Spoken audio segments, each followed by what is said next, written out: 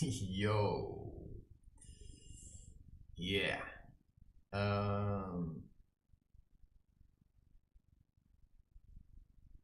Yeah. Spiritual workout routine is what I'm going to speak to you about today. And now I would like to comment a little. This is like one of my routines, right? I mean, I've talked to you a little about this already. Because what it means to be spiritual, right? It always boils down to a feeling, right?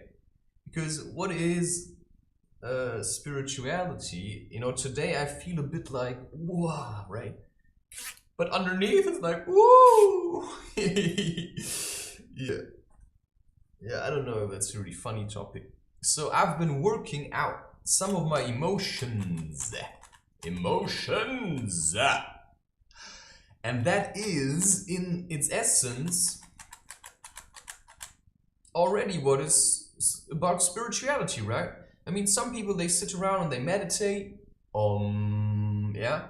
And why do they do that? Because they want to feel bliss, right? They want to leave suffering and they want to feel bliss. Now, what I can say is that I believe that it is important that there are some people that do that when they feel called to doing that, all right? So if you feel an inner call to sit around and meditate, then what is stopping you, right? Because you can do that if you feel like it. Only if you don't feel like it, then just don't do it, right? Yeah. That's generally the feeling I have, right? If I want to sit around and meditate, then I'm going to do that. If I feel like I actually want to do something else, then I can do something else. That is my belief that anything you want to do in this life, you can do in this life. And some people will feel like sitting around and meditating. It's like, I did read that book, Autobiography of a Yogi, to a certain degree.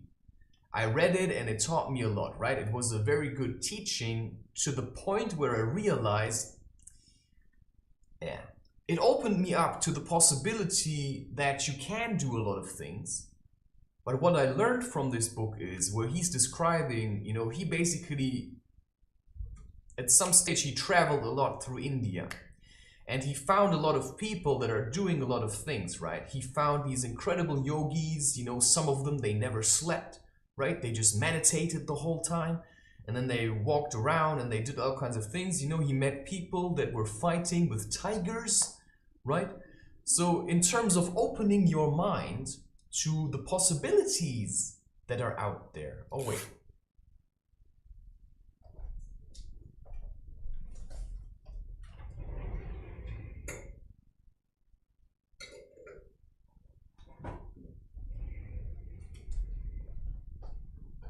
Right, I already spoke to you about, this is part of my routine.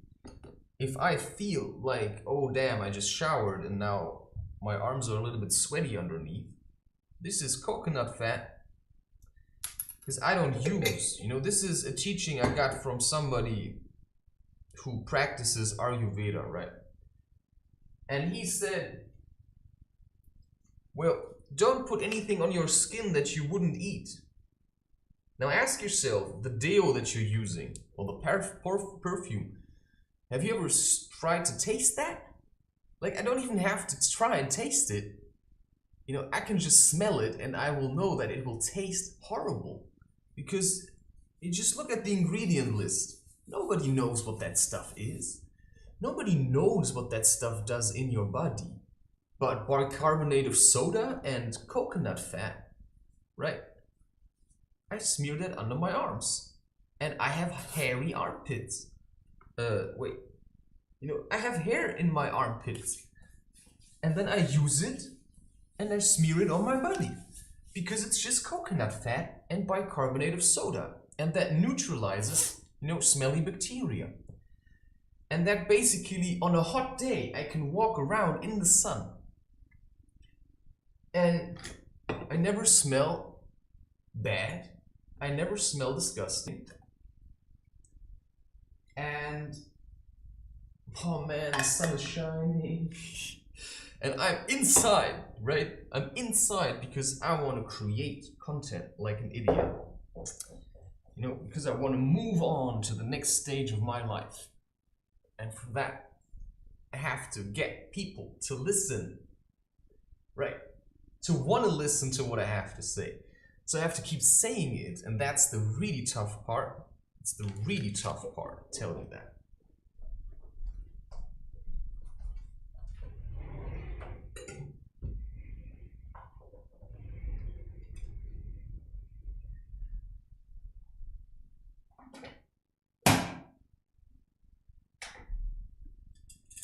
So if you are a bit like I, and have been born into this in such a comical mindset, just a second, I'm just heating up some water.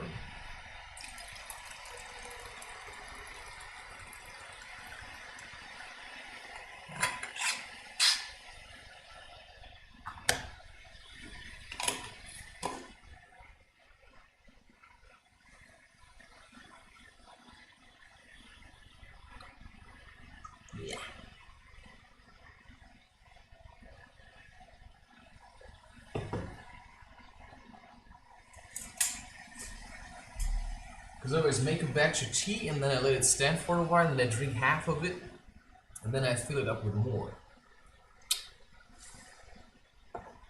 So it's also strong and I like strong stuff for some reason. You know, I'm not such a weak person, you know. Some people, they take one hit from a joint and that's enough for them. And I realized, yeah, it generally wasn't until it was, right? Until I got to that point where a couple of hits already were enough for me. But it's also this really, really unbalanced stuff from the streets that you get, you know, in countries like Germany. Stay away from that junk. You know, this stuff has never seen the sun, and it's very important that, you know, things have seen the sun. And I have seen the sun, lots of it. You know, I got a lot of sun. I got a lot of sun. That's why I can grow into such a fine young man, yeah? Because I got a lot of sun in my days. And now at the time, you know, I'm avoiding the sun a little. Because I just want to see, you know, how I can find happiness without going into nature. By basically secluding myself from nature and then working myself to the next phase, right? Because I know I will not always be able to be in nature in my life.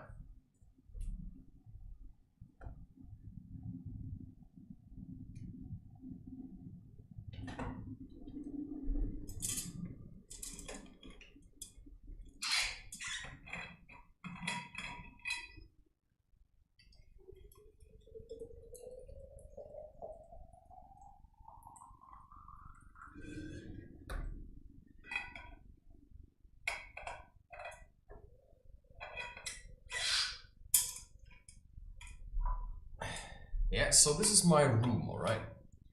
This is my spiritual oasis. This is where I suffer and where I do the heavy lifting, yeah? This is where I do all my spiritual heavy lifting. This is where I do all my emotional weightlifting. And so I want this room to be an oasis for me specifically.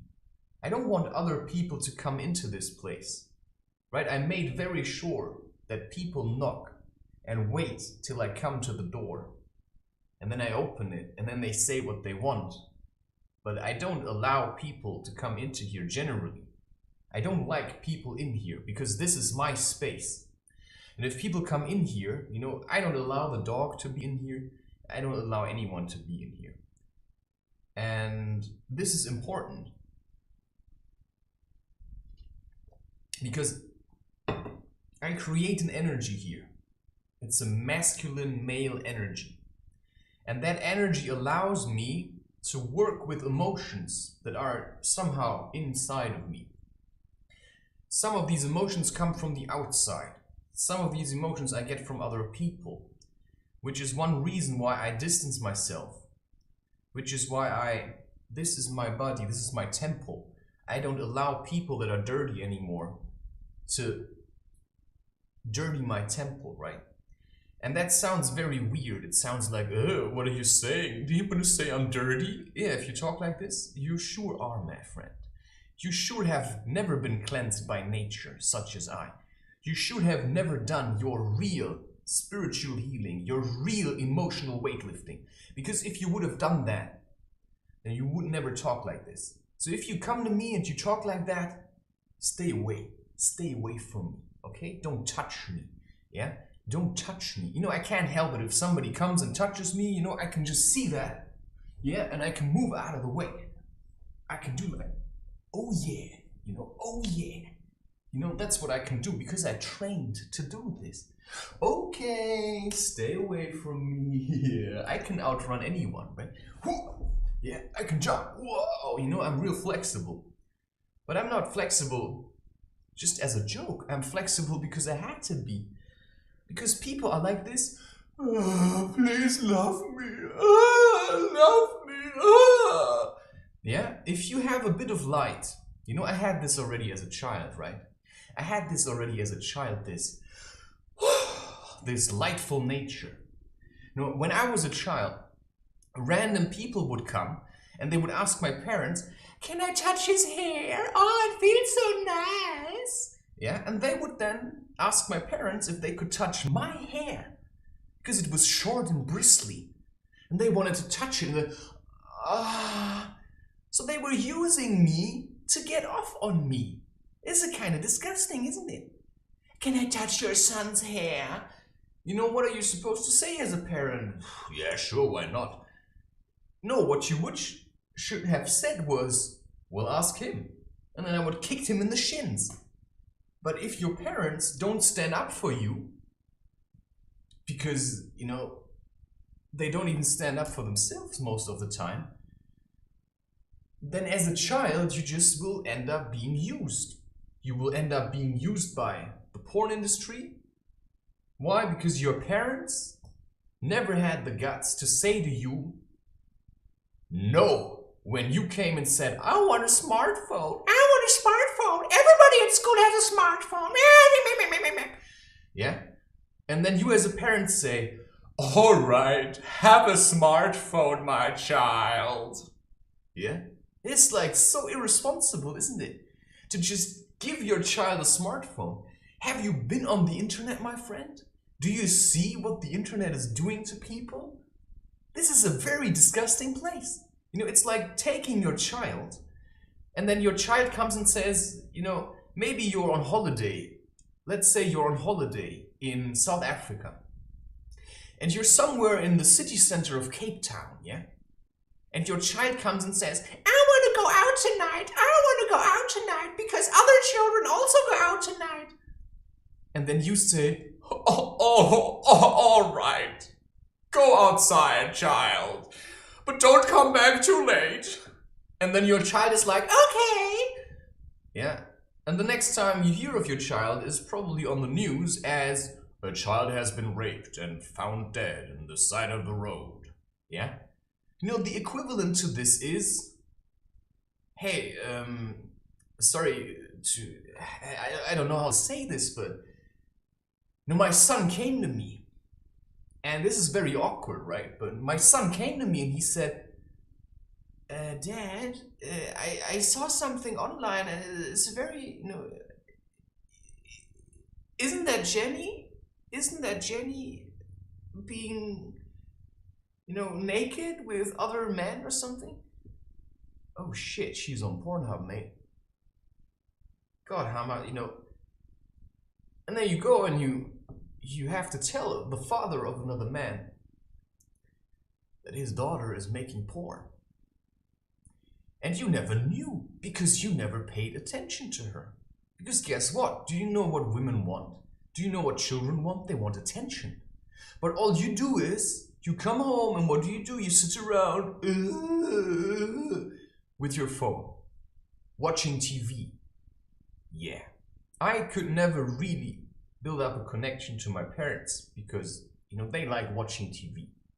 I'm living here since the year 2018. I tried connecting with them, but they just want to sit there and watch TV.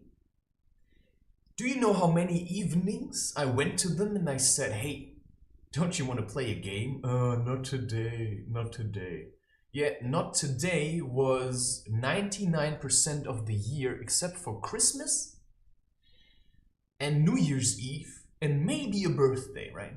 But the rest of the year, nah, not today. Too much happiness. Yeah, they don't say that, but they say it, right? They say it. I see it in their eyes. It's too much, right? I can't open up. I cannot open.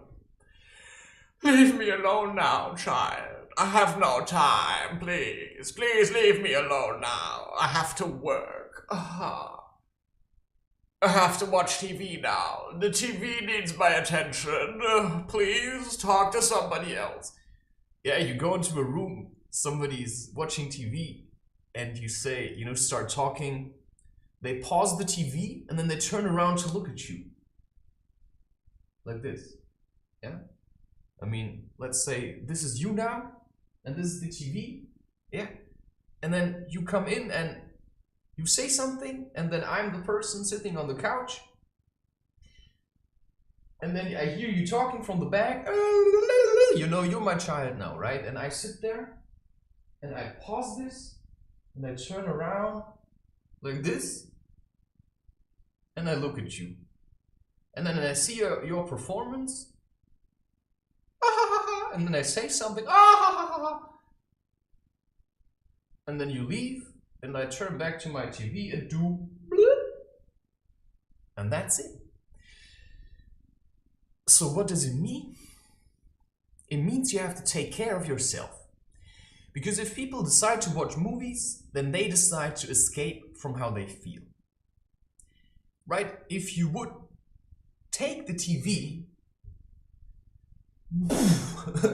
break it in half, and chuck it, and say, fuck that shit, I'm done with this, because I've seen how this weird square thing destroys lives.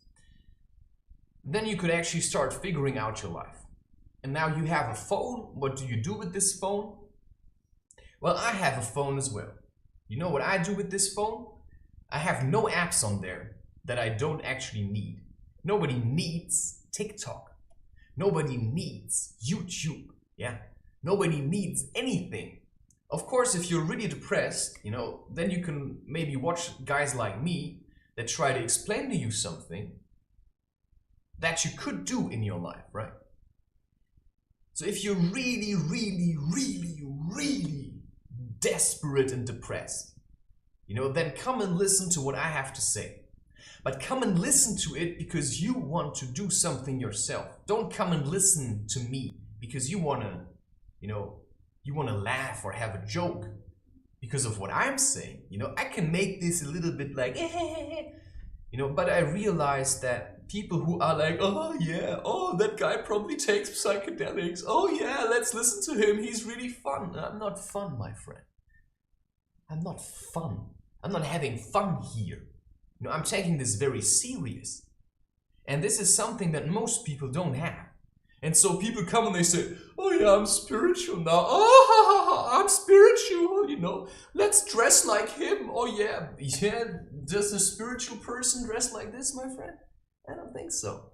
You know how spiritual people dress, right? They're like, wait.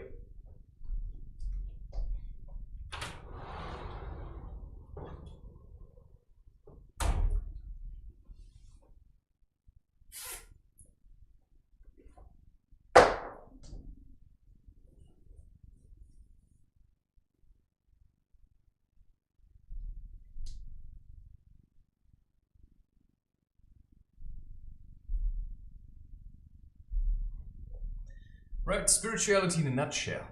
Yeah. You did a lot of shit in your life. Yeah. You ripped off a lot of people. You were a real asshole. Yeah?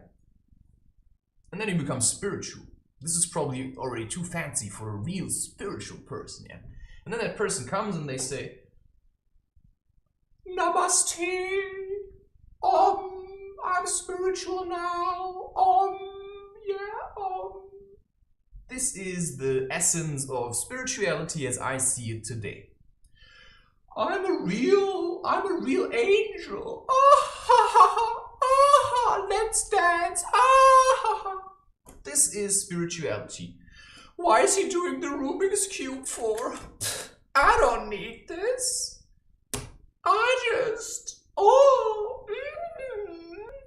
Psychedelics. Let's have sex all the time. Let's just party, you know? Everything's perfect. There is no suffering in the world. Everybody feels great. You know, that's the people that I meet.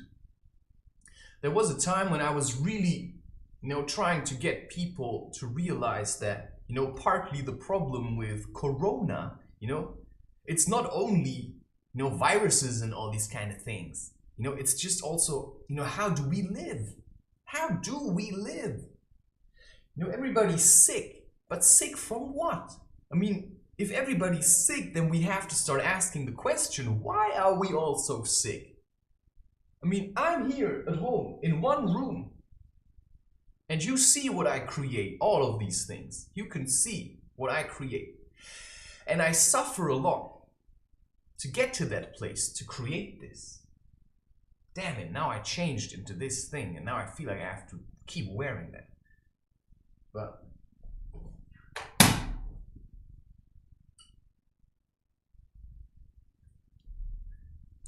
I mean, you can see me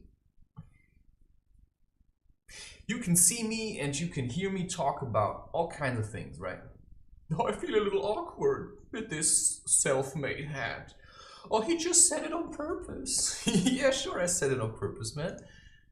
Of course I say these things on purpose, because I want you to know what a man can do. I don't know if you like this hat. I actually like it, but I still feel a little awkward wearing it. Still. I felt better when I was still cutting my hair, to be honest. But now I want to grow it. I don't really know, this is unfamiliar terrain for me. I had already long hair once. But I have to say that as a man, I feel very awkward with long hair, because most men that I know, they just cut it off. And so yeah, I mean, I like this hat because I made it and I know it serves a purpose. But it also is a challenge for me to simply wear it, because I just think, it's a little stupid. Why do I have to wear a hat at all? Yeah, I'm not gonna do that now. So you've all seen me, I can do this, all right. I've already showed you that I can crochet. You haven't seen me crocheting this whole thing, but I have crocheted on camera before. So at least I know how this works, yeah? So everybody here also knows that I make tea, yeah? Because I brew water in this room and I put it in there. I also have created how I make songs. I have shown you how I create songs. Maybe that's not super interesting to you, but I have shown you that I can make songs. I have shown you now adequately that I make my own art. Yeah, I can't help it if you still stuck in, I don't know if I can trust him. Does he really make all these things? I mean, I have a page on Instagram full with 1,225 artworks. It's like pure emotional stuff, Some of them are not really artworks, they're pictures, but that's a form of art as well. So I have talked to you about that I have been in Africa. Well, the content is buried in Instagram. That I have been in Africa. Every damn picture that is there, I have made myself, yeah? There's like very few selfies. Most of it is really artwork and then some pictures. All of these things I have made myself. Yeah, I've gone through, depression, and this came out of it, yeah? everything that you see on there is coming out of my own workshop. This is my workshop. This is what I understand as spiritual workout. Because I'm dealing with myself, and this is what spirituality is about. Yeah, there are images that are very ugly or scary, yeah, even. I have drawn an image, whoosh, you know, where somebody is, I actually don't know. You see, this is the problem with Instagram, right? But there's an image called, could you feel like this? Wow, I mean, I have to really go through this.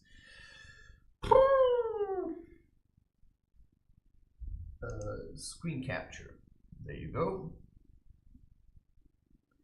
You see, I use GIMP to make my art, right? I use GIMP. You see all these images. I want to turn this off. Doesn't change that much. Leave it on, it says. Yeah, this is a lot of stuff, right? Sometimes I make images like this. This is a feeling. This is an emotion. Are you ready to face her, right? It's like, okay, who's her? Well, it's nature, it's love. You know, I like to make things like this is a very nice one. To me, it represents the sugar industry. You know, this is me in there. Yeah. And I have recorded these things, not all of them, but some of them. So I've shown to you, I can do these things, right? Yeah, a lot of my topics deal with sexuality and seeing beauty in women. You know, this is how I worked with my porn addiction. You know, I transformed it into something else. There was actually a time where I took screenshots of porn and I just wanted to see what would come out of this. And what came, you see, I also do photography, right? This is also what I do. I do photography. I walk around, at the moment I don't do it, and then I think about, you know, what do I see in this? A puddle canyon. You know, it actually could be a canyon from the top. You know, I like doing these kinds of things. You know, I cannot force, you know, wow, you know, because that's actually where you want to get to, you know, a real woman. But I also like to see the fun in these things, right? I say, your clitoris moved. You know, when I drew it, it's the wrong way around. You know, it's actually not up there, you know, it's down there. It's important to also know the anatomy of a woman and to know what her sensitive spots are, right? If you want to make love to a woman, you know, you don't just poke your finger into this, right? Okay, right now you can't see me, so if I make a motion, you can't see. I just want to get to this one image. You know, it's, you know, I make so many images. You know, all of this. This I also make myself. And I've shown you. It's hidden in the playlist called The World in Color. Right? I try all kinds of different things. You know, also these images. You know, I always work with a feeling. Trees are full of energy, it says, right? Why do I say that? Because my feeling tells me that's how this image wants to be called, yeah? This is my albums, the covers that are based on the images that I make. I also make them myself, yeah? You know, angry clowns. You know, this is sometimes how I felt like people see me. And I think they really see me like this because this is what fear does. It says you are looking at it. You know, if you're afraid of something, then look at it. Because you're already looking at it. You know, is this supposed to be scary? Yes, some people, they will look at it and they will literally shit their pants. Yeah?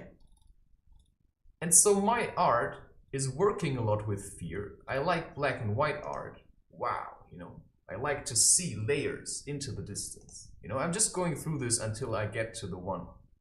Yeah, I also combine photography with art. You know, I just play around. This is the image of, you know, trees and stuff, and then I do stuff. And then I see what wants to come out of this. You know, I just like to play around. This one I really liked. So I made a kaleidoscope. You know, at first I created the image of a clown. I drew it on paper, I took a picture, I brought it onto the computer, I started working with it, and then I made a kaleidoscope. and worked it into this by applying different modes on GIMP into it, right? You know, this is, I only worked with Darktable on this one. Or did I? No, actually I didn't. I first edited it on Darktable to bring out the contrast and stuff. And then I put color over it in GIMP. So then I put it into GIMP and then I did this kind of stuff. And then I just saw what's gonna come out of it, you know? There's always a kind of a random effect when I work with these images. By creating different layers and then layering them over each other. You know, with this, you know, I take a normal picture and then I do something and then I just see, you know, it's a feeling that I'm chasing. You know, I want to highlight something. I want to bring something to the outside. And so sometimes, right, I make videos, you know, this is all on my content, you know, this is also consciousness, works with eyes. So where is your consciousness focusing on, right? You can focus your conscious on all kinds of places, consciousness. You can even focus your consciousness on your butt and then you can think you are your butt. You know, wish for freedom and such thing, the moon is out, you know? And I'm still not where I want to be. Wow, you know, this, I really like that. This is, I combined artwork with photography.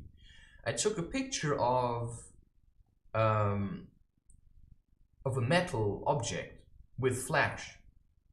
And this I worked into the art. And this happened spontaneously. So I drew about 12 images or something.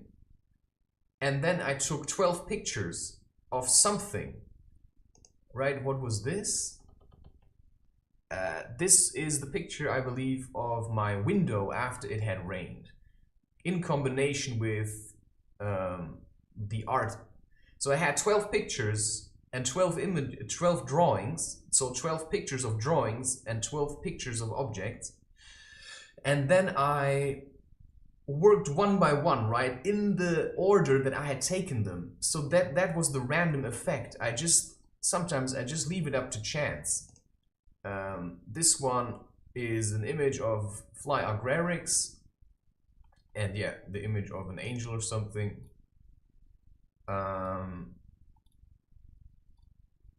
What did I use here? That's a cucumber. For whatever reason, you know, I just wanted to have a different kind of effect. So I put a cucumber in. What did I use here? Maybe a blanket of some sort. No, you see this here? This? This is this. You know, sometimes in my videos you see this flashlight, right? Sometimes you see this flashlight. So this is sexuality, right? It says leave her alone, right? You know, sometimes women are so full of rage, you know, they turn into Medusa. So they first have to, some women, you know, you really want to love them, but they first have to do their own healing. This is, I went outside and took a picture of the rain with flash, and that's where all these particles come from. Here I worked the image of an actual tree. I worked it into this, so I cut out, you know, I took the picture of the tree, the leaves, and I traced, you know, I took out all the things that were sticking over the drawing. You know, I wanted just to look a little bit like hair, right? What was this? Ooh. Maybe something like water. You know, sometimes I don't know anymore. Was there anything else? Oh yeah, here. You know, it's called Gingerous Entity. You know, I drew this. You can still see the shape of the animal. This actually looks like a heart. And then I worked a picture of ginger into it. Because ginger is a healing plant. And here I had the feeling I wanted to put an apple, and then it says the middle finger of creation. It's like, you know, who gives a fuck? Just do it if you like it. Apple's gift, right? I don't really know what that means. Well, the apple was the one thing that showed me during a ceremony that I made alone in my room. I ate an apple and it opened me up to the idea of we are all connected by, you know, showing me this. You know, I eat an apple, That apple contains a seed. I go and shit out the apple, and a new tree grows out of it, yeah? And then I can go and eat the apple again. And other people that come after me, right? I shit into the internet, which is in a way what I'm doing with my art. You know, this is like I digest my emotions. In order to digest my emotions, I first have to chew on them for a while, right? I chew on my emotions for a while, and then something comes out, right? And then something comes out, and then I channel it into my art. Wow, where is this? Yeah, I don't know why. I want to talk about gout. Gout. Some people are really acidic. Oh man, I've made so much stuff. It's incredible. And it's all different. That's even more incredible. Here, this deals with. And it says ejaculation is weakness. Yeah? If you don't know how to channel your energy into your body and you keep squirting out your life's energy, then you will be empty and depressed. Because what you should do is, you know, there's this part between your scrotum and your anus. It's called the pelvis floor muscles. You have to train them, yeah? Which means in order to channel energy and to hold your energy in, you need a lot of workout. And one of them is training that. That's the one. That's what I was looking for. Could you feel like this, it says. Sometimes I feel like this. I feel like this angry guy, yeah, that wants to run around and cut off people's heads. You know, but the thing is, let me get that straight. A lot of people, you know, they start feeling really angry, yeah? And then they walk around like, I'm so angry. They feel like this. But if you would come now, yeah, they wouldn't do anything. They would just run away. And so some people, they really like, I'm so angry, I want to kill someone. Yeah, but have you ever done that? I mean, I assume not. I mean, I don't have to kill someone to know that I actually would hate it. Because my nature, you know, you can be inside this little child. Yeah, and then the child becomes like, I'm super angry. And some people are like this for the rest of their lives. And that's a lot of people that walk around and they say suddenly, I'm spiritual now. But they have no idea what that means. Because being spiritual means you can hold your own weight. Yeah, so if you're spiritual and you just keep running around, go to festivals to have a good time, and after the festival, you just go back home and become like this. I hope nobody will see me. Yeah, and you just dress in your normal clothes, like you've been doing. You know, you can do that. You don't have to change the way you dress. Just dress the way you want to dress. I don't know, maybe I've dressed like this my whole life. I just didn't realize, right? I don't really know what I've been doing. You know, it's sometimes hard to see how other people might have seen me because I haven't really looked at myself for a long time. And when I started looking at myself, I realized, wow, that guy needs a lot of work, yeah? That guy needs a lot of work. And so I started putting in the work, yeah? And this is what came out of it. Because I needed a channel. So we're talking here about spiritual workout. Routine. And like I said already, you pick a method and you start working with it, all right? You pick a method and you start practicing it. You see that guitar standing there? It's not in tune or anything. But for me, it was enough to make music with it because I simply like to make music, so I made music. You can use this to train your mind to solve problems, yeah? I've shown this already to a great extent, but I don't know who's watching this. Yeah. So I see this cube as myself. And the way I see it is that I have been brought up in a society that's heavily confused about all kinds of things, right? Like nobody really knows what's going on, or they say they do, but then you see what they're actually doing and you realize, he has no idea what's going on. He's just saying that, and that's basically science, right? Science always says they know, they know the truth, they know what's going on, yeah? And then they come and they say, oh yeah, the Big Bang, it's the Big Bang, created all of this. It was the Big Bang, it's not God, it's not life, it's the Big Bang, right? We figured it out now, it's the Big Bang. And then it takes a while because it's a Big Bang theory, right? It's a theory, that's it. But, science is so convincing to some people because they want to have, the feeling that they figured it out. All right, it's the Big Bang, right? That's what we've been looking for all this time, the Big Bang, right?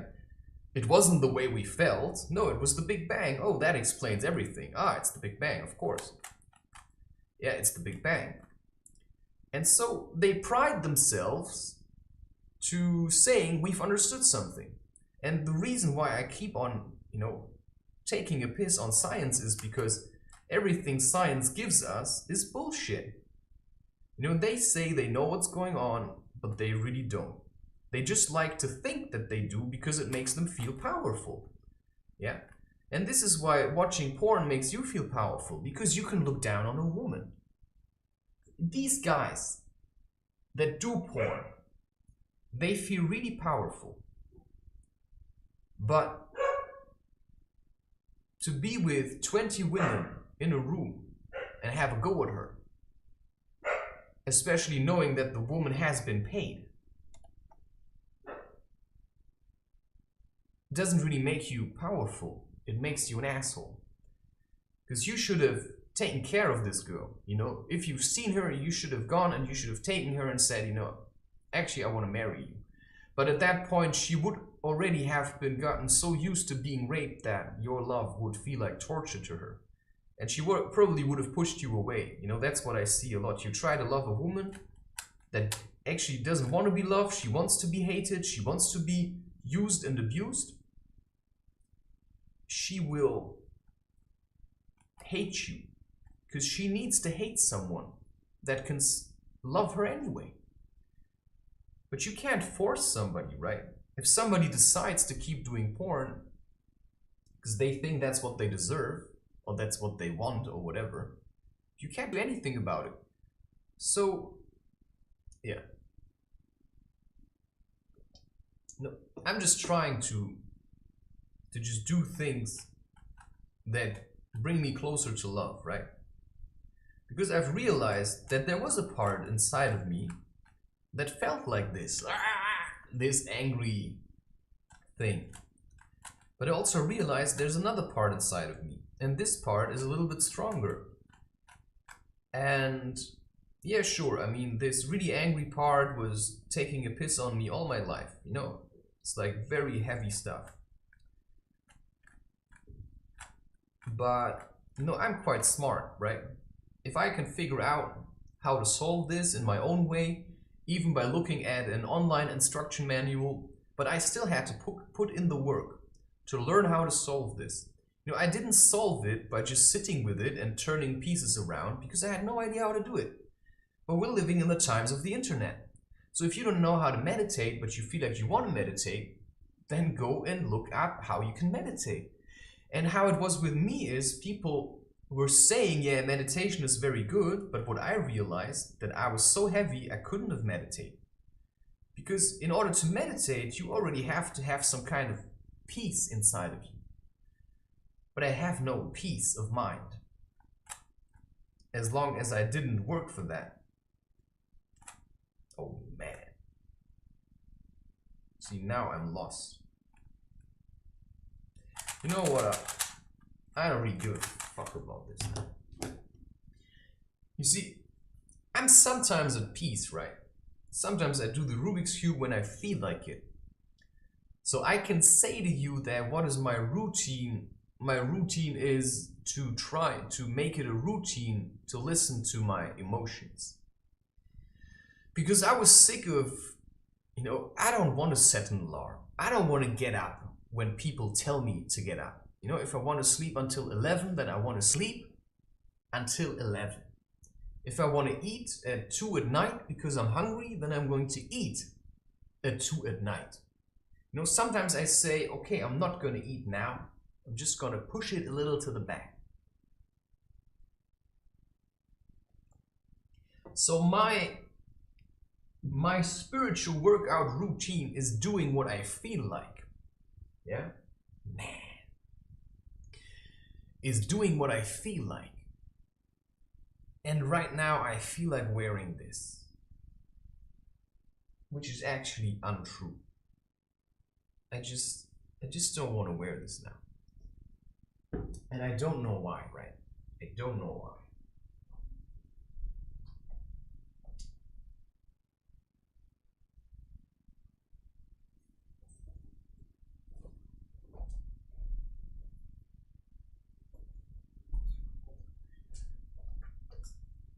I think I know why. Because right now what I really want to do is hike.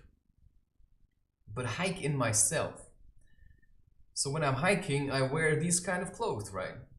These kind of clothes, they make me feel like, okay. I feel more like a man. And you can say, well, that's kind of ridiculous. And I say, why? If it serves a purpose, like I said, I'm quite a smart person. I know how certain clothes make me feel like. And I know that when men or guys, or male specimen of the human species or something, when they wear suits, they feel like a princess, And then I hear them walking with their shoes that have these clunk, clunk, clunk. I think there's a woman walking. Not even women should wear these shoes, by the way, right? They're very bad for your general posture. But I can see when people are walking around and they wear suits and they wear these really bad shoes, just fancy shoes in general, that have also a heel, and they walk around, it makes like clock, clock. I can hear the energy that this is giving off. It's like, oh, I look very nice today. So they walk around and they carry themselves a bit like a princess, like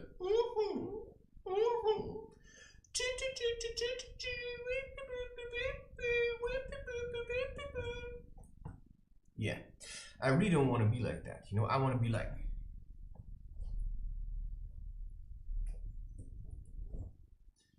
so I'm trying to incorporate practices into my life. Why do I have to check that? It doesn't matter. It doesn't matter how this cap is aligned. I put on a cap. Why? Why do I wear a cap? What's the purpose of wearing a cap? The purpose of wearing this cap is to shield myself so that I can think a bit clearer. It kind of cleans my head space. I like to wear a cap, right? And right now I want to hide a little, right? I don't want to walk around like, no, I want to cover myself up. And that's why I don't want to stand here and wear like a white shirt and this really pretty cap or something. Because that makes me feel a bit like I'm not really serious when I look like that. I don't really know why. There's something about it that I have the feeling, alright, I made this hat. But it makes me feel too pretty. And I don't want to feel pretty like that. Because I'm not a princess. And I'm not a prince, right? I want to be a king. A king in my own realm. You get what I'm saying? If I'm a king in my own realm, then I have to take charge of myself, So I'm ruling my own kingdom. So why is there a guy in my kingdom that's watching porn? Why is there a guy in my kingdom that doesn't know what to do with himself, that sits around without guidance, because what a king should do is the king should guide. First of all, a king needs his own guidance. So if you want to be a king in your own realm, then you have to first learn to guide yourself. You know, we have all these people and they want to teach others. Like, oh, I'm spiritual now. I'm going to teach you how to do yoga. They don't know the first thing about yoga. So what is spiritual workout routine is to be true. To be true and absolutely transparent about your intention. Which means if you make a YouTube channel and you talk about yoga because you once had a yoga class, or you did some kind of yoga training session, yeah, and now you have a certificate that says yoga teacher, it doesn't make you a yogi, my friend. It doesn't make you anything. It just makes you somebody that paid to have something so that he can feel like, oh, I can call myself this now, right? It's like people that go around and they do some kind of session and then they say, I'm a healer. Yeah, I've been initiated into Reiki. In 2019, I've been initiated into Reiki. Now, what most people would do, they would say, I'm a Reiki healer. Well, I say, I'm learning how to work with energy. I'm learning how to work with energy so I can assist people in their healing, which means I first have to learn how to work with energy, and then I can learn to heal myself. And when I have worked enough on myself and I'm whole and I manage to have a good routine, which means, you know, I managed to work out. I managed to work out, you know, I can move like this and I could do this for half an hour. Yeah. And I feel like my back is getting stronger. I feel like I can hold my own weight. Yeah. I feel like I have strong shoulders. And I feel like, you know, I can stand like a chief in a village. Yeah. Boom, boom, boom, boom. Then I can begin to call myself an energy healer. But I'm not really an energy healer. I'm somebody who learns to transform energy. So I work with energy, or I allow energy to work with me. So what is spiritual workout routine? Work out. Work out. You want to work out your emotions, because that's what inside of you. You may feel fat because you have a lot of weight. Well, that's not true. It's not the physical weight. You feel heavy because of your emotions. And so you keep eating to recreate how you feel on the inside, so that your body matches the way you're feeling. So you stuff yourself with food where you're actually heavy. So if you would start get rid of all that heavy emotion stuff that's mostly comes from your childhood, if you start working that out by simply following a few simple things, you know, for the rest of your life. But the problem is now what to follow. Oh my God, what should I do? What should I do? Should I meditate? Should I do yoga? Should I stretch? Should I go running? Should I go hiking? Should I create content? You know, I'll get a lot of likes from people. You know, I make spiritual content and I say I'm spiritual, but you know, I take pictures of my boobies. I'm a real woman. Look at my cleavage. That has nothing to do with the yogic idea, because the idea of yoga is to connect with your center. It's connect with your center, which means you disassociate with all your connection you have to the outside world and you focus entirely on your feeling. This is how I feel about myself. So what does it say about all these girls, or even men, that wear these really tight, probably made of plastic yoga pants?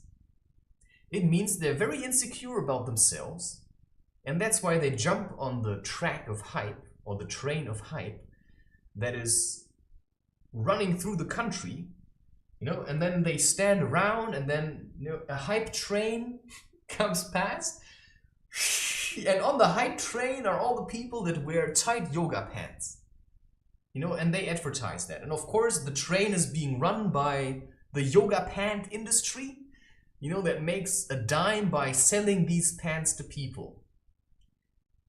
So they advertise it, right? They were probably the first ones that went to yoga teachers and said, these pants are really good for you because nothing gets in your way. They're so tight, they can't bother you.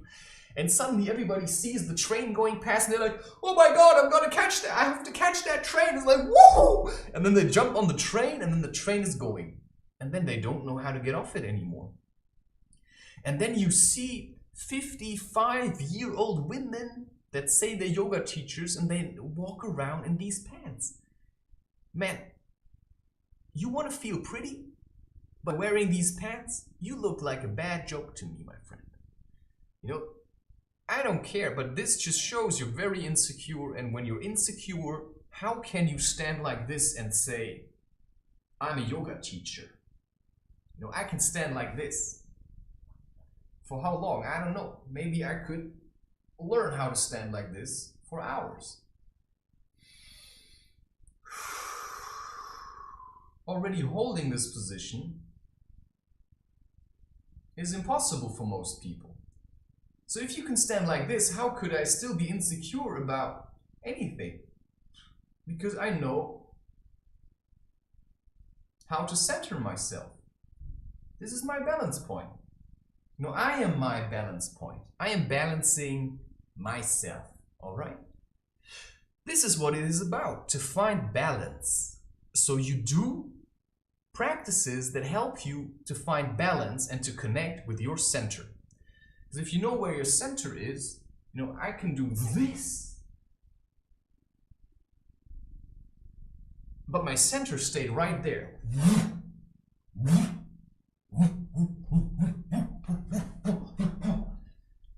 So my body moves, but my center, stays always here. And that's a feeling that I have, right? This is how I feel. I know who I am because I know how I feel like, yeah? Because I've spent a lot of time alone in my room. And for anybody who hasn't done that, I suggest you just read or listen to the audiobook by Hermann Hesse, Siddhartha, yeah? Just read it or listen to it. I listened to the audiobook in German, and it teaches you something about spiritual practices, but also teaches you about letting go. And for me, Siddhartha, he's not who I want to be, right? Why? Because to me, he's too much of a princeling. And I'm more the warrior type, right? I'm more like the warrior type that just does what needs to be done. I didn't grow up in a family of spiritually highly developed people, right? I grew up in a people of Germans that are like close to the chest, right? They don't reveal much about themselves. I grew up amongst people, where I come from, Lunatic, it's in Germany. Everybody's like, if you dance around here like a little princess, they will never take you serious. So you learn, some people say, oh, I cannot get along with men. Yeah, because you're a little princess, man. For most of my life, I mostly talked with women. I mostly talked with women because I was always this shy, sensitive kid, like, oh, mommy, can I have a cookie? I see people who are almost as old as I am, and they still talk like little babies. Within the family, they're like, inside there's still this little kid, and they just can't let go of that. You have to let go of it. Yeah, the kid is still inside of here, but playtime's over, right? It's like at some point you have to get a little bit serious, and when you say that to people who still want to be like, yeah, I'm a little child, then you say to them, yeah, you have to get a little bit serious about life. Oh, what does that mean, get serious? It's like very bothersome. Yeah, there's a German rapper. He's called Nemesis. NMZS. Yeah, he was very good at rapping. Very good. He made really nice raps, like boom, bang, really nice stuff. You know, he rapped a lot about stuff. But he wasn't really serious about it. And you know, you can see it when you see him. He's very thin. You know, he doesn't have a muscle to his body. And he committed suicide. And that's what happens. In this kind of world, it's run by angry wolves that want your money, my friend. Some people call them reptiloids, yeah? It's just like demonizing them. But in the end, it's a guy on top that only sees value in money.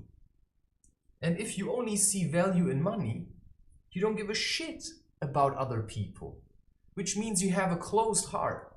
You know, I care for other people. You know, I always said I don't even want that. You know, somebody says, yeah, Hitler, he should have been tortured. You know, if I would find Hitler today, you know, as a child, I would kill him, or I would torture him to do to him what he did to others. Yeah? And you are exactly like Hitler. Yeah? Then you are exactly like those Nazis that you think are so bad. You want to do the same thing? You want to create even more hatred and suffering? You know, if I would find Hitler, what would I do? I don't know. I don't know. Because until he did all these things, you know, you can't just go back and kill baby Hitler. Because why? I mean, he wasn't the only one who did this. If he wouldn't have done it, somebody else would have done it. You really think it was only him? You know, maybe the time was just ripe for somebody like Hitler to step up and just do something. I don't know about what. Right? You know, I wasn't there. I don't know what happened. You know, I know the media is lying about a lot of things. Yeah, they want Hitler to be the bad guy, all right. The whole world watched as it happened. And that's another part of spirituality. It's about looking at the nasty stuff and then finding the balance, right? You know, you can love Hitler, you can hate Hitler. Or you can simply see Hitler as whatever he was, right? A human being that suffered and that had no means of transforming his suffering into something beautiful, and that was used by the industry as so many politicians. Because that was literally what was happening. Maybe Hitler was this really little traumatized child. And suddenly he found people that exploited his abilities to stand in front of the people and speak, you know, and draw in people. Because why? Well, they made a lot of money with producing weapons. So the weapon industry had an interest to keep Hitler going. You want to tell me Hitler did all of this? You know, so spirituality is about looking at truth. Because we've been taught a lot of things that are very, very, very biased. Very biased. You can blame Germany for what they did all your life. But if you really look at it, then you also have to understand that the other countries let that happen, yeah? There were other countries that were even financing what was happening here. Yeah, and then in the end they come on, now we're gonna stop it, yeah? No, I know these kind of people. You know, they make you to wage war, and when the war is getting out of hand, they step in and say, now it's enough, before somebody gets hurt. Yeah, I've been with people like this, who just spread deceit and lies wherever they go. And then they just leave and let it happen, you know. I'm just gonna create a little bit of tension here, and then I'm gonna leave. Then I'm gonna see, you know, how it explodes. There's people like this. They just like to do this. And that's also what spirituality is about. You know, you have to be a little bit open and smart. You have to look at what's going on. but not with hatred, right? It's like what the guy says in Princess Mononoke. You know what he says? You know, what does he say? He says, you know, because it's very hard now. I've watched it in German, I've watched it in Japanese with English subtitles, and I've watched it in English. I've probably also watched it in Japanese with German subtitles, so... But what he essentially says was, I came to see with eyes unclouded by hatred. Because if your eyes are clouded with hatred and with lies, you know, they call that the veil. They call that Maya. You know, it's a veil that's been put over your eyes. And I'm working on that a lot, right? I'm working out. So I'm looking often. You find me like really, you know, if I look at an image of a person, I can do this even online. You know, sometimes I look like this. The focus. You know, to get a really good look at the person. Look at the person from all perspectives and always keep the focus on that person. So when somebody's talking, don't let them distract you. You know, that's how people draw you in. You know, no, this is what Hitler did. But, you know, if you would have really looked at what that guy was doing, it was just hate speech. He was full of hate. He probably didn't know what was happening. He just started hating and he stood there.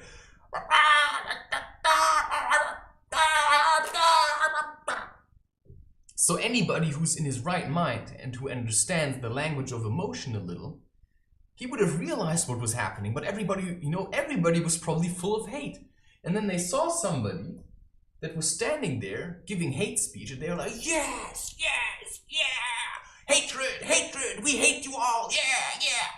Yes, so often when I name the titles, I sometimes do this, you know, I take like, I wrote a book, no. Yeah, sometimes I write an article, I write a book, or I make a song and I call it something really nasty, right? It's like, let's look at this.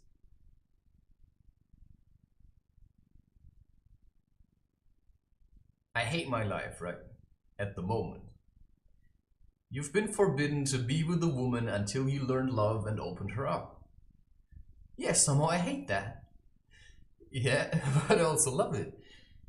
So sometimes I just say things that people are feeling and then they think, oh, he's gonna tell me what I want to hear. But that's not how it works. You know, I'm not here to tell you what you want to hear. I'm here to tell you what you don't want to hear. You know, there's one thing, and I call it the woman that controlled my father. And it was about partly about my mother and feelings I sometimes had about her. But you know, the way the story ends in the end, you know, it starts with, you know, you read that and you think, oh yeah, the woman that controlled my father. You know, I hate my mother. Yeah, that's somebody who's like really angry would start reading this. And then the end, it says, no, I'm kind of avoiding, you know, I'm not giving people what they want. So, you know, the conclusion,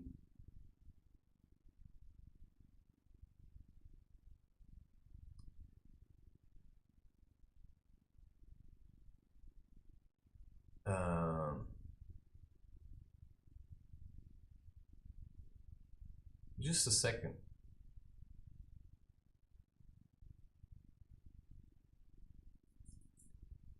So in all these years that I had been living with my family, my mother has done the shopping and supported me all the way. She has helped me to provide me with food and she has helped me to talk about my emotions. Sure, I also helped her along the way, but that is not the point. The point is that she is struggling at the moment, and when she is picking a fight with me because of some underlying emotional topic, then I think I can hold my ground and let her anger flow over me like a wave, right? I have seen death, my friend, and I have slept outside and in parks, thinking I would live on the streets now.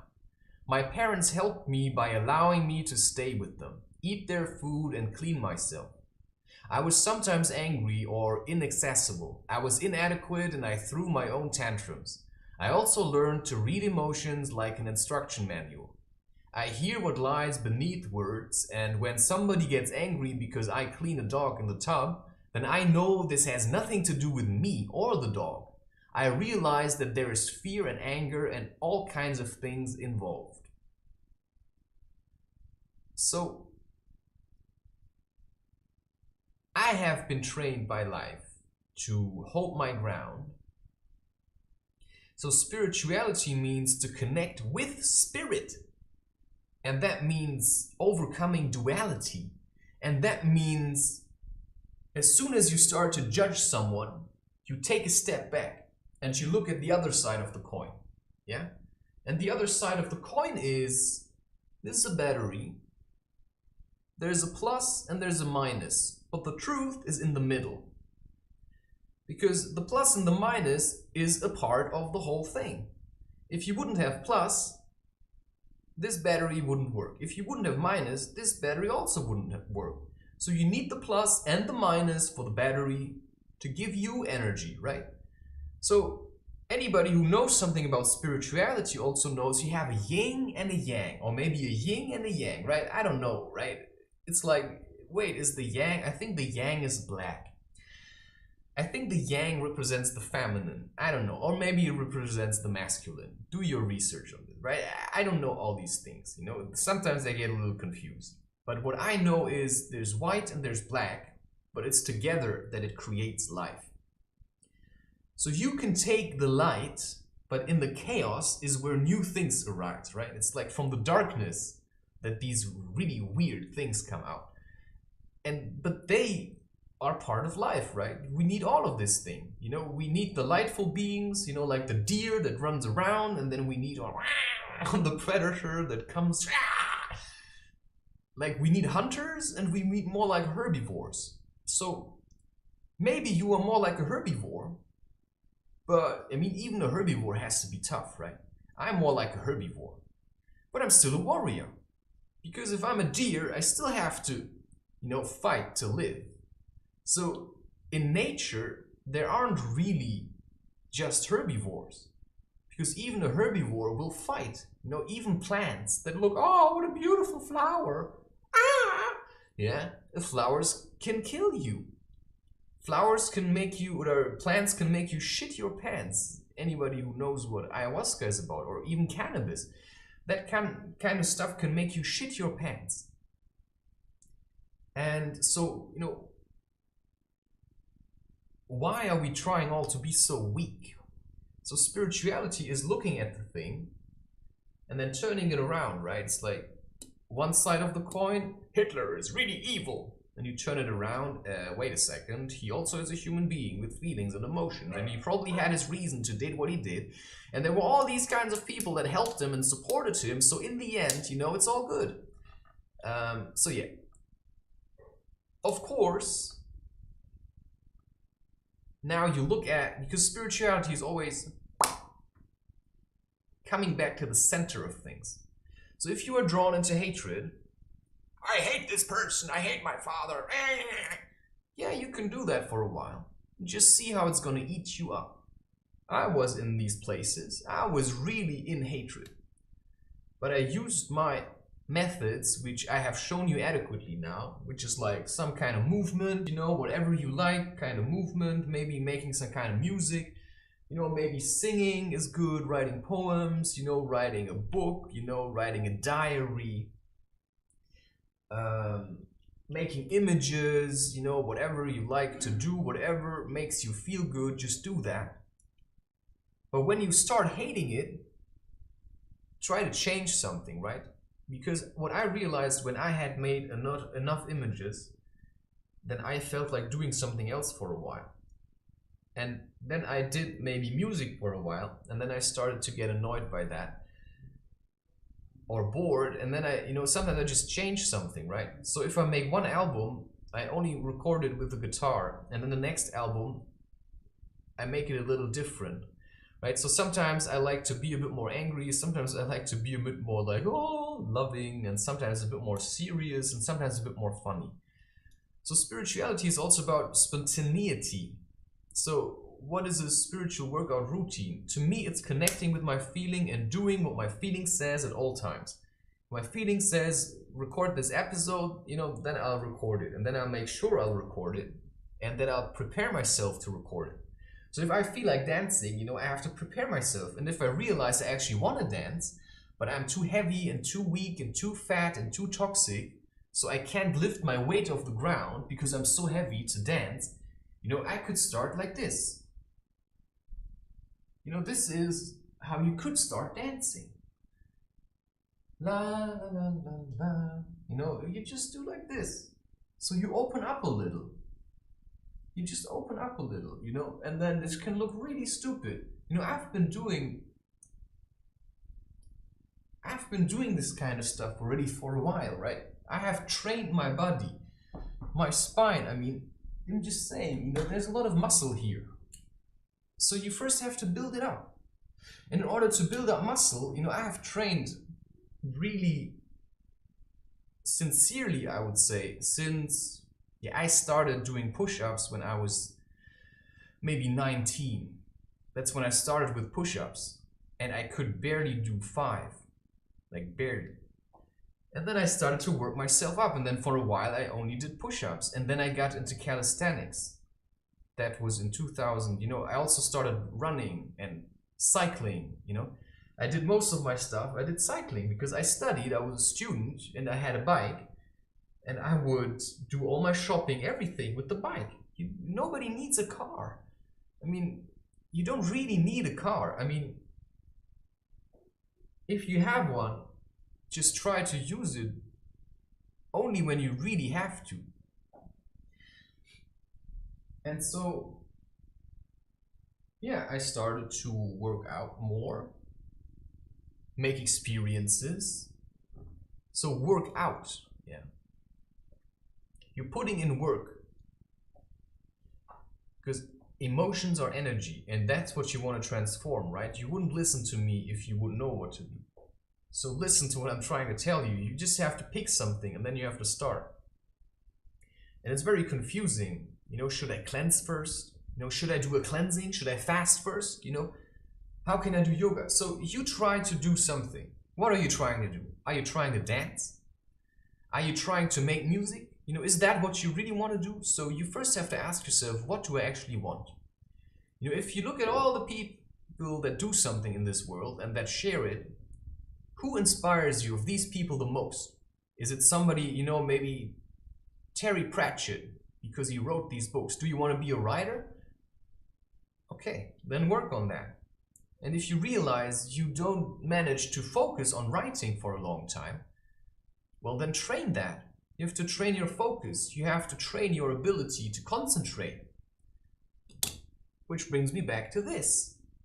If you learn how to concentrate for the duration it takes to solve this, you already have an advantage to most people. You know, if you watch TikTok, it's so confusing. It takes your mind off everything. It's like, woo, woo, woo, woo, woo. And this is also how most music is, right? So what you want to do is you want to focus.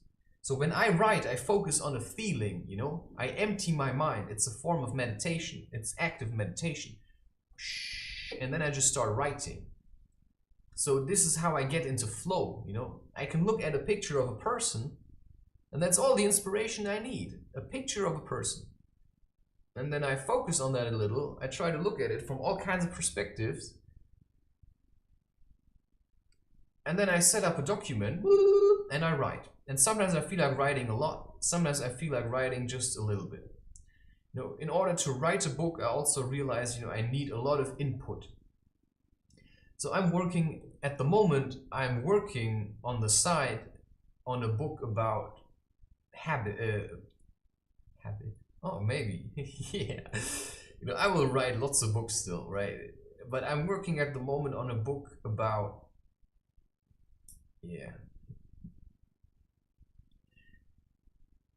there's so many book projects that I'm working on at the same moment. And they also have on all names already. You know, Mentality of a Warrior is one. The food I put inside my mouth, right? I'm working on that already for a while. But I realized I can only write that if I understood diet. If I understood my own diet, I understood what all kinds of foods do within me, how fasting contributes to it. So I'm doing kind of a self-experimentation thing. You know, I have to make experiences. How much food do I need? What kind of food do I need? What helps me to, you know, do the things that I want to do? So my breakfast today consisted of 5 cupcakes that I had made. Just cupcakes. And jam on top. And I drank a coffee with cardamom and nutmeg to boost me, and I used that to make a lot of content.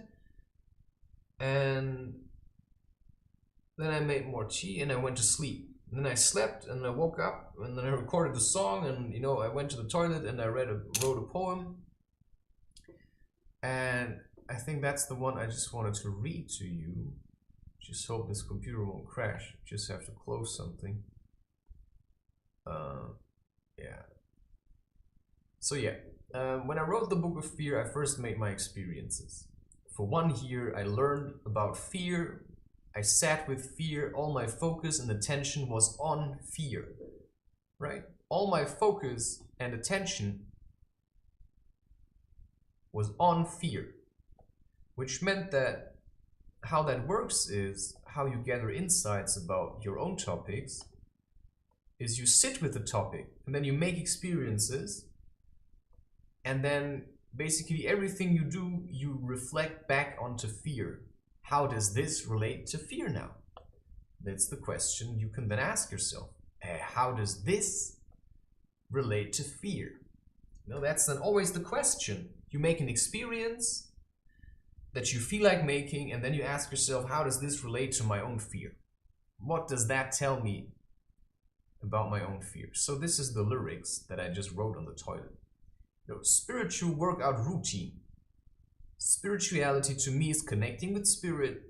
So if my spirit feels angry for some reason, or there's anger inside of me, then I have to work that out, because I want to be balanced. I want to be in harmony. If there's a lot of anger that I'm feeling, I also realize that my emotions are something that are there, but I'm not my emotions. Although I am a feeling, I decide what feeling I want to be. I want to be a feeling of, all right, you know, let's progress. Let's keep going into the future. Let's do something nice now. Let's look that nature is being taken care of. Let's look at that children are being taken care of, that our women are being taken care of. You know, let's try to be real men now. This is my spiritual workout routine. And so when I realize that I'm really full of hatred, that I'm really full of hatred, you know, then I write a poem with that. So that I don't go around and thrust it into people's faces. So that when I leave this room, I'm back in my balance. Yeah. So that if I go and see my wife, that she will feel he's good now, right? He's now in balance, while he was imbalanced before. So now, you know, I have watched a lot of porn in my life, so there's a lot of shame. And this is what I'm expressing. You know, I feel ashamed that I have used all these women for all my life to, you know, get pleasure out of them. Because you are basically raping them when you watch porn. Energetically raping them, it's the same thing. They feel it, right? It's an energetic connection. If you watch porn and masturbate to it, you basically rape the energy of the person. It's the same thing. It leaves a mark. And that's why I say never take pictures of your children, because they're very vulnerable. Never take pictures of your children and send them around. Just never take pictures of your children. It's just the basic rule that anybody should follow. Because you have no right to take the picture of anyone. Because if you cannot ask the child, and the child will get used to having taken pictures. And then it will end up modeling, right? It's like, because it loves to see itself through the lens of a camera. Maybe that's my problem, who knows? No, I actually want to, because I have a message. What's the message of a person that's just modeling for companies? Exploit me. That's the message of this person. You know, use me. Because apparently everybody thinks I'm pretty. Yeah, but you don't feel pretty. Because if you would feel pretty, yeah, if you would have a feeling of that's me, you know, that's why I say, you know, I don't want to feel pretty. Because if you want to feel pretty, then you will allow people to flatter you. Right? If I walk around and I want to feel pretty, then people come and, oh, you're so pretty, and you say, yeah, I know, right? Or maybe you say, oh, thank you. And on the inside you think, yeah, I know, right? It's disgusting. I don't want to be like that. And I'm not. I make sure of that. I make sure that I am the way that I am. Because that's how I feel the strongest in my heart. Neither good nor bad, right? Neither good nor bad, you know? I'm good and bad, you know? That's like the kind of what keeps this kind of mysterious thing going, right? It's like, who is that guy? I'm a little afraid of him, but somehow I have to keep looking, you know? I'm like peeking at you from the distance, like I can allow myself 10 seconds of your video, like, what is he gonna say, you know? He's so intimidating. Is he crazy now? You know, I was talking to this young guy. We were chatting and he asked me, are you really mad? Because he said something and I said, you know, I'm just really mad. And he said, are you really mad? He said, what's mad? I mean, just look at this world. What's mad? I mean, who do you really want to say that he's mad? You know, the people who say that I'm mad are the people who wait for Christmas, you know, to feel alive. You know, that's mad to me. You know, what's mad? You know, these days, if you're trying to be happy and you just want to make experiences that feel good to you, they say you're mad, right? Oh, he's just a mad artist. He's just a mad artist. He's crazy. He's lost it. Because he's saying that, you know, people are sick and they should stop watching TVs. Yeah, for a person, but it's just the truth, right? I mean, nobody can disagree with that. It's the truth. You want to talk about sickness? You know, look at your couch. Get rid of it. Do you see a couch in this room? Do you think you can slouch off on this place? No, it's gonna show you pretty quickly that your back is in a very bad shape. This room is designed to make me strong. My chairs, they're standing there, they're always clothes on top. I never sit on the, you know, if I sit, you know, I squat. I don't squat like this. I don't have to show you all the time how I squat, right? It's like basic knowledge that you squat like people in Africa squat, right? Like this. Wow. Wow. And I can feel immediately how the weight is taken off my back, how it stretches it. So I should probably squat much more. But at the moment I'm practicing how to stand, right? Practicing how to stand. So let's see what I produced here, sitting on the toilet, thinking about pornography. You know, gang raped. It's not just pornography, it's also women that post like sexy pictures on Instagram. It's the same thing. You know, it's also women that produce YouTube videos and then they, you know, wiggle their butt in the camera and then they always look at the camera. So it's the mindset.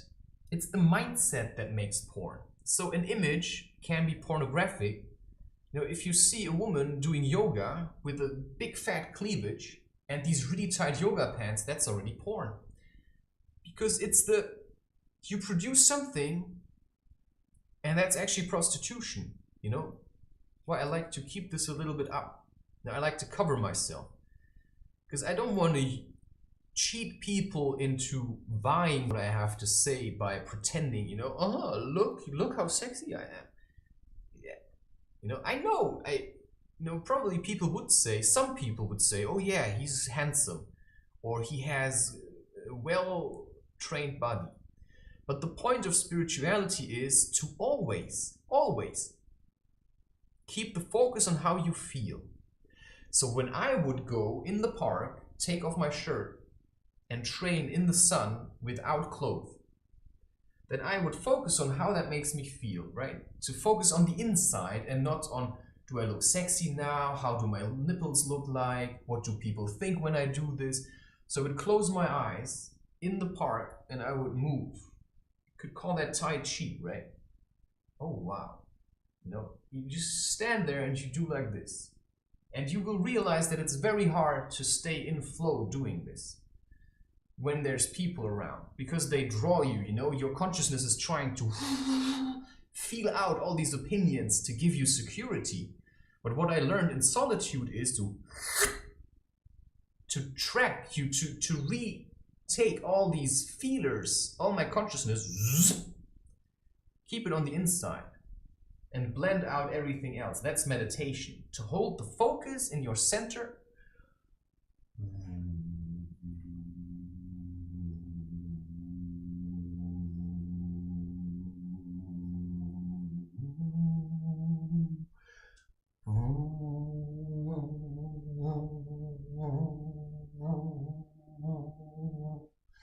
And to not think about how do I look like when I move.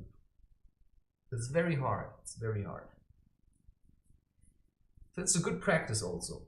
You know, I like to go slacklining in the park because there I train how to focus only on walking across the line. And when, you know, some apparently sexy girls that were dressing really like, you know, I would have to keep my focus just on walking across the line. And so when you're filming yourself, it's very hard to keep your focus on here, on the feeling, on your center, on your heart. Because when you're filming yourself, your consciousness is being sucked into this thing. So what I always try to do is to see the phone just as something that is there, or the camera, right? To me, this is just something. So if my phone doesn't do anything, yeah, it's like a person that's just watching TV, right? So I just leave it. You know. There's no Wi-Fi on there, there's no internet going on, you know, I only turn that on when I really need something. Most of, you know, I have only one app on there, it's Telegram, and then the Moon, you know, the Moon Phase app, that one I have. But Instagram, I all do it with my laptop, because this is my work, right? Instagram is for work. I don't fuck around with this. I don't play around with this. I don't do this for fun. I do this for work. Okay. Gang rape. For the lastest time, leave me alone. I am busy pleasing men. This is what I see in women, right? No, they are pleasing men. They all want to take care of me. Don't you understand? You know, what a woman really wants, actually, deep down, is love. But if you've been raised in this kind of weird world by people who have no love, who are just in hatred or fear, yeah, then you will realize that you've been abused all your life. And then this is what you want to recreate. You want to keep being abused. So you look for people that will treat you how your parents treated you, which is probably a little bit terrible. But if you understand that that's how they treated themselves, you know, if you try to explain it to them, they wouldn't really understand that. So it's no use to just blame your parents. It's just learn to accept it and then let go of it. So it says, I give them a hand and they love me for that. I spread my legs, they come into me. Isn't it love when I drink their semen? You know, I cannot help it, but if I read this, you know, I give them a hand and they love me for that. I spread my legs, they come into me. Isn't it love when I drink their semen? It makes me feel a little bit horny and excited. That's just the flow of energy. And I'm used to letting my energy flow down out. Whenever I feel like something moving, you know, when there's even the hint of sexuality, the hint of a nipple, a cleavage, you know, the shape of a woman. You could say this has the shape of a woman, right? It's like a mouse, it's like round. I could say, oh wow, look at how round it is. It's just a natural shape. Round shapes are natural. And you know, I really want to be with a woman. And so that excites me. And that's, of course, what the porn industry makes use of, how they make money with this. Because it excites you. You want to be with a woman. But if you sit around making love to your hand, you will realize it's a very empty pastime activity and will only drain you in the long run. Because what is also spirituality is about, it's about the feminine and the masculine coming together to create life. You can say the feminine is like the very emotional, chaotic part, and the masculine is more like the rational mind stuff. But you have a masculine and a feminine side inside yourself as well. And I believe the masculine is a bit more, you know, a bit more reserved, a bit more like, okay. And the feminine is a bit more like, but actually, I think a real woman and a real man, actually, they're kind of similar. Actually, they're actually kind of similar. You know, a real woman will make you shit your pants just as a real man would make you shit your pants. That's just how it is. So, checkmate, right? What should I say to all of this? You know, it's checkmate. You know, she says this, that's what she wants, that's what she creates for her life. You know, she chooses to be in porn. This has nothing to do with you. You don't have to watch it to please her. You can't please her by watching it. The best way to help her would to stop watching it. And if everybody would stop watching it, you know, she could maybe think about having a real family and healing a little. So checkmate. That's, you know, what I realized. You can't help women that don't want love. That want love in the form of hate. Because in the end, it's energy that we want. The trouble is, she somehow is right. Just because I think she deserves, she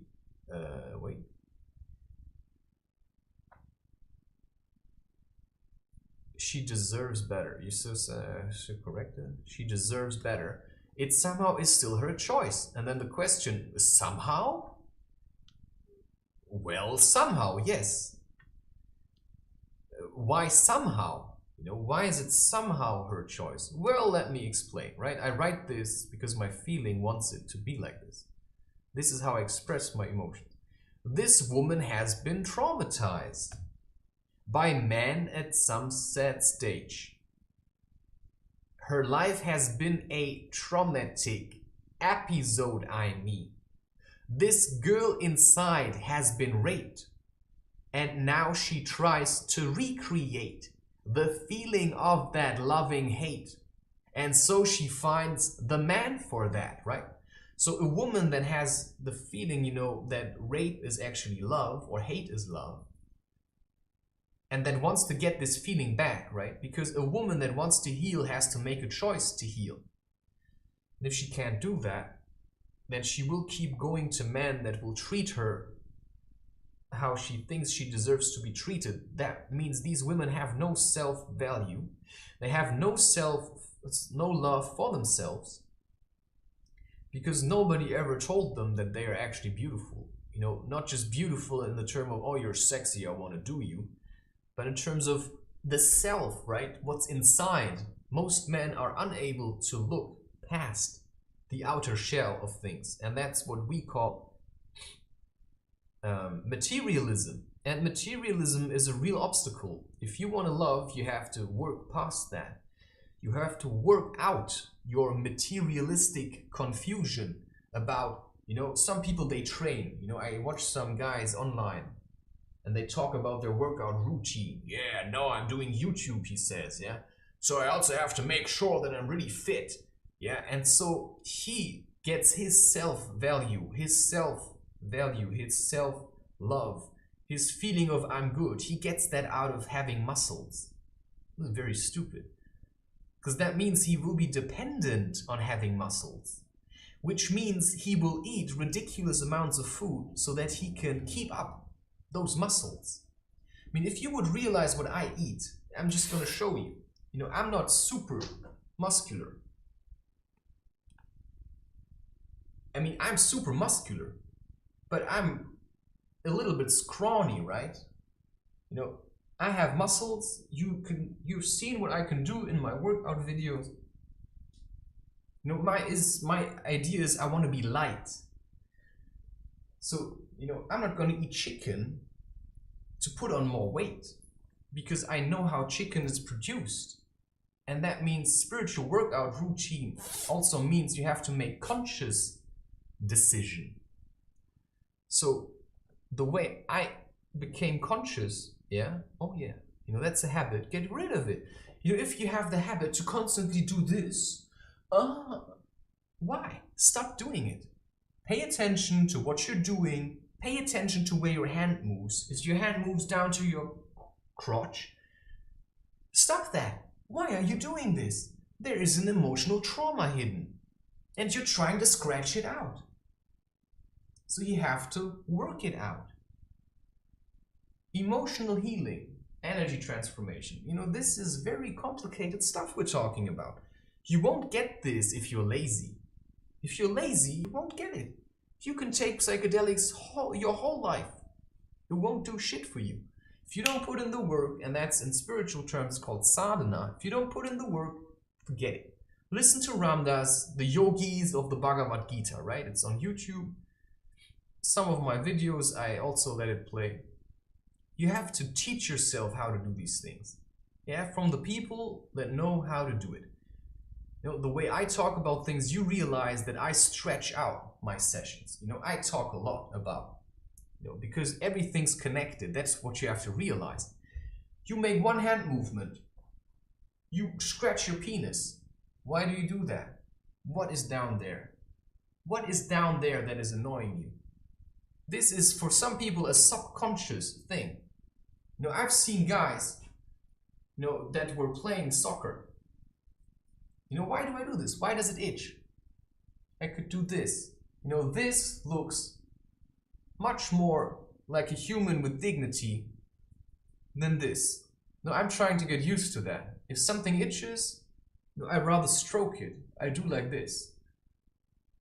Then this is animal. You have to get rid of this.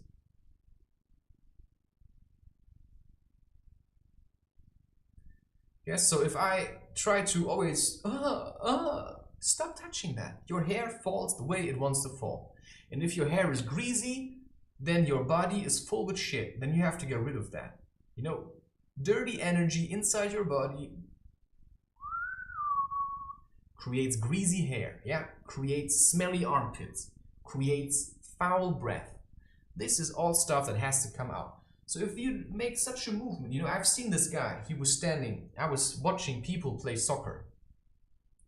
And there was this one guy, he was standing on the side waiting to be called in. First of all, what I realized was that his whole back was like this, right? This is a sign that there is something. Why do we do this? We have something traumatic down here. And we try to get away from it somehow, right? We try to keep this is actually true. We try to keep our trauma, we try to get rid of it, like this. What we actually need is we need to build up strength, because there's an imbalance. So if you have a back like this, you should know how your back is. Then you have to start working that out. So I do this, just to keep this flexible. This is one thing I do. You can call this belly dance. I squat. I do push-ups. I do like cat and cow yoga postures, I do all kinds of things. But in the end, you have to feel what feels good, and you have to build up strength and muscles. So this is what you can look up, how to strengthen your lower back. One exercise that you can do, this is like very basic.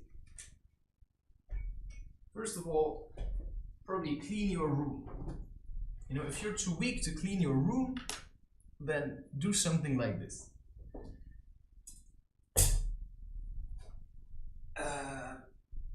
Just have to check,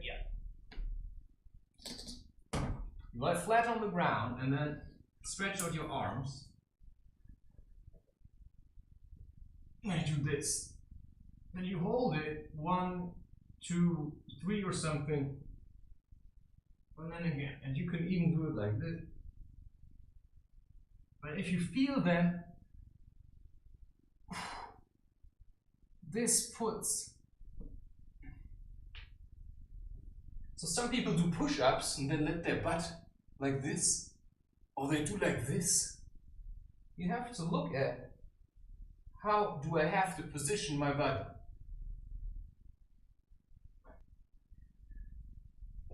And you always do push-ups slowly. Everything you do it slowly, yeah? You see, I'm not really sure what I'm supposed to do, right? How much should I show you? How much should you just figure out yourself? At the moment, I'm still figuring out a lot of things for myself, which is, I say every man to himself. If you don't like push-ups, why should I sell push-ups to you? It's your problem, right? I started doing push-ups because I wanted to do something. And I've done push-ups and I got better at it. You know, I don't have the goal that I have to be able to do 200 push-ups. Because where do I want to go with this, right? You know, I want to do enough push-ups so that my body is strong. But you can also do push-ups the wrong way. So if you want to do push-ups, then do push-ups. And then do them right. And then look at how should I do push-ups. And if you don't know if you're doing them right, you know, instead of asking people, sometimes you can ask people. But what I've learned is it's way better to just look at yourself and then compare it to what you see in other people and then correct it. And most of all, also pay attention. Does this really feel good, what I'm doing? Or am I just doing it? You know, am I doing push-ups like this? What are you? Like, I don't know, are you a squirrel or something? Yeah, it's just like, you know, you're a human, yeah? Chill down a little. You know, you have more time than a squirrel. Okay, this girl inside has been raped and now she tries to recreate the feeling of that loving hate, and so she finds the man for that. She knows not what love is. She looked for it though, in places that seemed full of love. She saw it in porn, they tore her apart, they ripped her open, she played her part. Because men that do porn, they just want to use women to please themselves. Yeah, and then you see like 10 guys, you know, all one after. I don't even know what kind of guy would want to sleep with a woman after she had just 5 other guys in there. So you see there's these men and women have no self-esteem. You know, one woman feels like she needs lots of guys because she can't open up to one man and no man can really open up to her. You know, if I would be in that room, I would probably push all these assholes away, take her and carry her off. But then you have to marry her, you see? If you want to take care of a woman, then she's your wife, my friend. You can't just run after every woman and want to heal her. It's just, yeah, I've tried that. You keep running around like an idiot. You have to settle on one. And that's why, instead of just running after women, just wait. Just live your life, do your work. Start figuring out your own routine. Get stronger. You have to be able to hold your own weight instead of always falling down back into a depression. So let's stay with this topic of porn for a second, because that's something that's, you know, why did I start watching porn? I've already talked about this. To me, it was a topic of shame. It's a topic of shame. And with me, it was about my sister and me that had, you know, had some sexual thing at the age of, well, I was 4 or something and she was 7, right? So that incident caused so much shame inside of me. That little boy that thought, oh my God, what have I done? You see, I did it again. Suddenly something started to itch. Why now, right? It's like, it's usually a connection. Now it itches here. Why? What is here, right? What is here energetically? Now you can look these things up and then you can start rubbing it. You can do like this. Tracing the line. What is the rib cage? You know, we can look that up. Rib cage, spiritual meaning. You just want to see. Sometimes I do these things.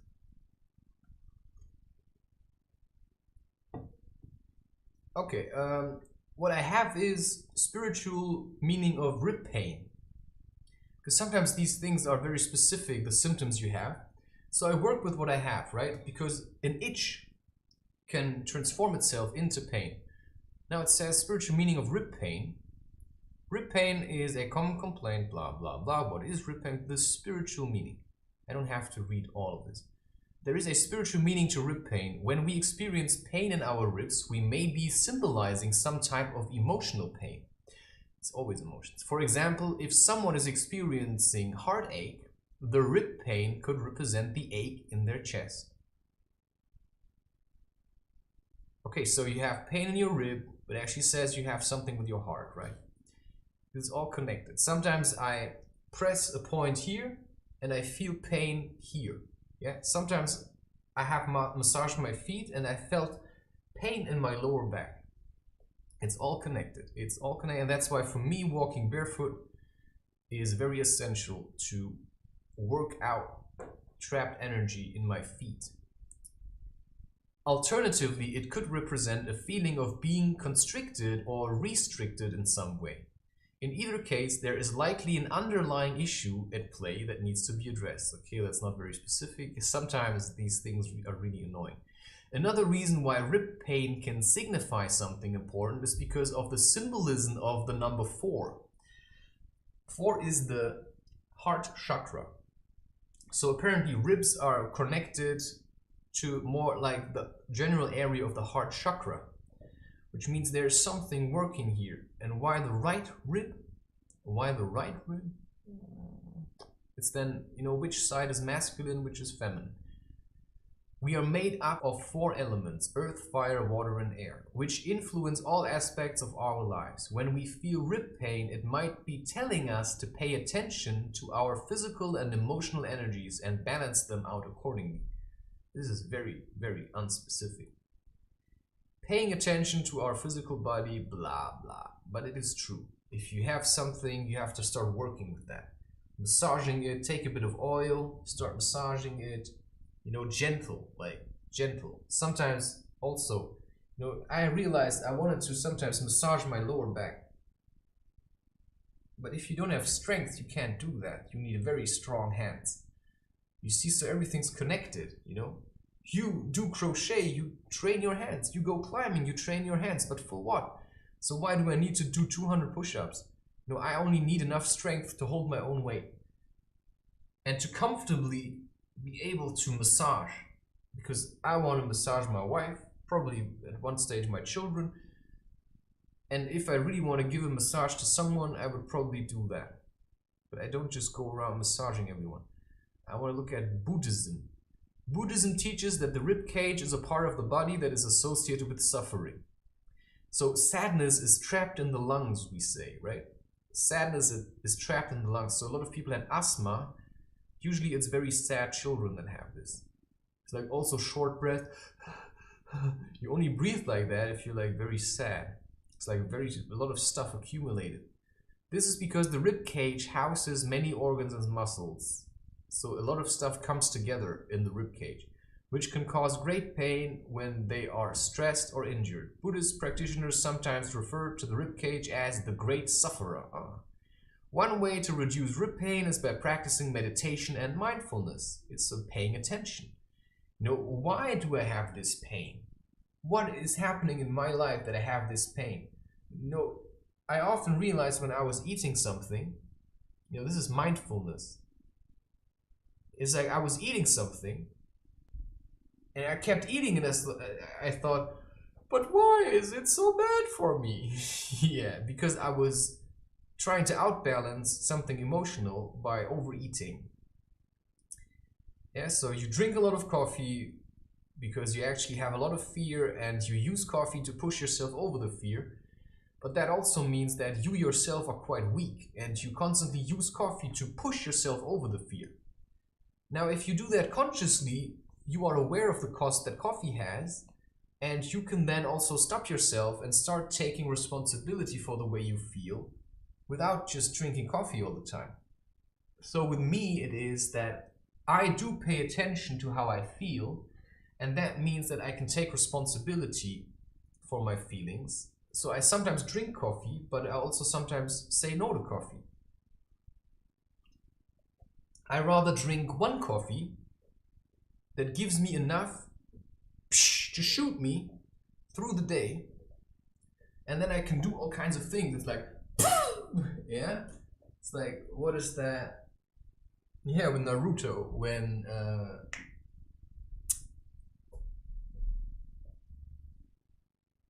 how's this guy called with the white hair and the face always Sharingan Kakashi, and he comes and does this, you know, ass pistol, and then Naruto flies. That's a bit how I do it with coffee, right? The ass pistol, how I boost myself to just get going. You know, I'm the ninja, you get it? No, there's a part of me that's myself. That's my true self. That's more or less this guy that you see right now. But then there's this little fapling, this little disgusting guy, you know, that likes to stand behind the trash bin, yeah, and watch somebody and jerk off to that. You know, that's the guy that I don't want anybody to see, right? The guy that stands behind the trash bin, you know? I don't want anybody to see that. I don't even want to see that myself. But so I have to look at who is the me that doesn't want to see me doing this, because in the end I'm doing it. But who's doing it? Who's standing there watching porn? Yeah? Who's doing that? Who is doing this? Who's doing this? I don't know. Like, I don't know who this guy is. But my real self says, stop this now. You have to stop this, man. Stop this. Stop this shit. Yeah, so you can say that there is this guy that, you know, like Naruto, when he was a child, he was like, I'm going to, you know, and then Kakashi comes like, poof, like, ah! Yeah, so I'm doing this to myself. You know, when I catch myself being a little pussy, then my real self comes and does, you know, so I push myself to the next level of my life where I say, stop this, stop this, stop this. And this is a constant practice. And this is mindfulness, right? You pay attention to what's going on, and then you have to gather information. Why am I doing this? How does it make me feel when I do this? So maybe you don't manage to just stop watching porn right now. This is part of my spiritual workout. To look at all the things that keep me small and keep me whiny and keep me as a little pussy, and that I find disgusting in myself, and then I find like they actually make me more ashamed, you know, that actually push down my potential, then help me to lift it up. You know, this is like unleashing your potential by learning to solve this however you want it. You know, maybe you're really smart and you understand algorithms. You just start solving it like this. But if you never try, you won't know, right? For me, I just used the manual. I just wanted to get there fast, right? I'm a bit impatient with life. I'm a bit impatient. I just want to get certain things out of the way, right? So I'm like categorically working through my topics of fear and shame, and I'm just working them off. So I started with fear, chuck, chuck, chuck, chuck, chuck, chuck, chuck. Okay, fear, bam. Yeah, now I know how to deal with fear. I wrote a book about it, yeah? And then I went through pornography, and I watched porns, and I was 16, and I just worked through that. That's my spiritual workout routine. I look at everything that made me heavy. Chuck, chuck, chuck, chuck, chuck, chuck, chuck, porn. Zack, done. Yeah?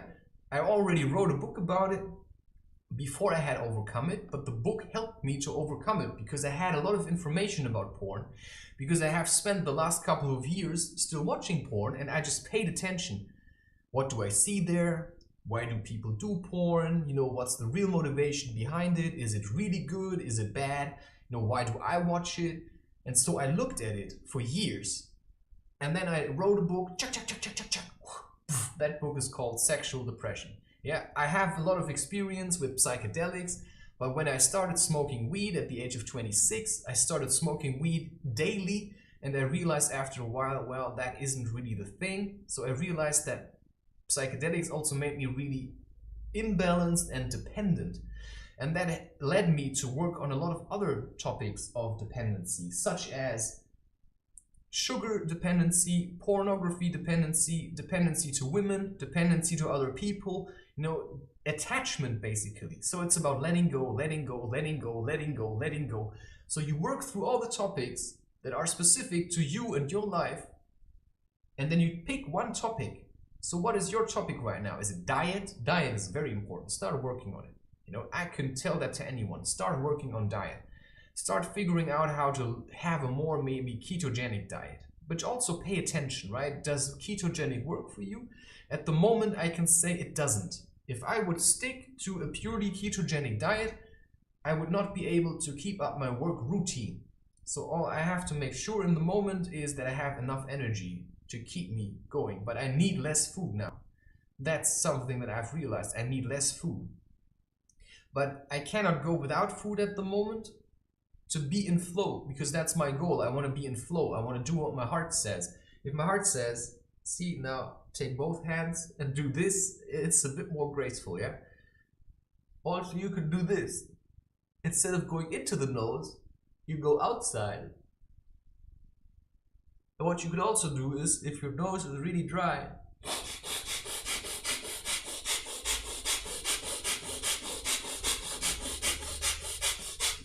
I do this way too seldom. It's better to clean your nose than to always, some people, they really loudly clean their nose. It's very bad, actually. It's better to do this, and then to take water, suck it in, and then take it out. I'm just hammering you with a lot of information. Diet, very good place to start. Figure out how to cleanse. In my book of fear, I write about anorganic sulfur cleanse. But this information is also freely available on the internet. Anorganic sulfur is really cheap. You can just look that up, before it becomes a hype and they make it really expensive, of course. So be quick about it. Your life may actually depend on it. Sulfur cleansing with anorganic sulfur literally changed my whole life, because it transformed my whole gut, and it showed me how I can feel without gluten and without sugar. For 7 weeks I did that. I stopped eating sugar and gluten, and I took anorganic sulfur for about half a year. And I stopped at one point, and now I'm doing it again.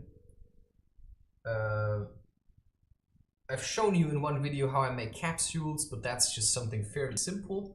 I just want to show people that you can make capsules, because anorganic sulfur is really, to me, it's hard to swallow. Because if you try to mix it with water, it just floats on top. So if you put it in your mouth, you try to swallow it, it just floats on top. So some people eat it with yogurt. That's something you can do. But I preferred at the time capsules.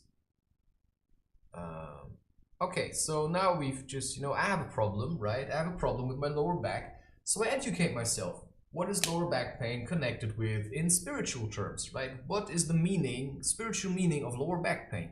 That's what I want to know. So I just read different things. But I don't just pick one thing and then I believe it and, oh, that's it, that's it. No, I make sure that I look at different sources, right?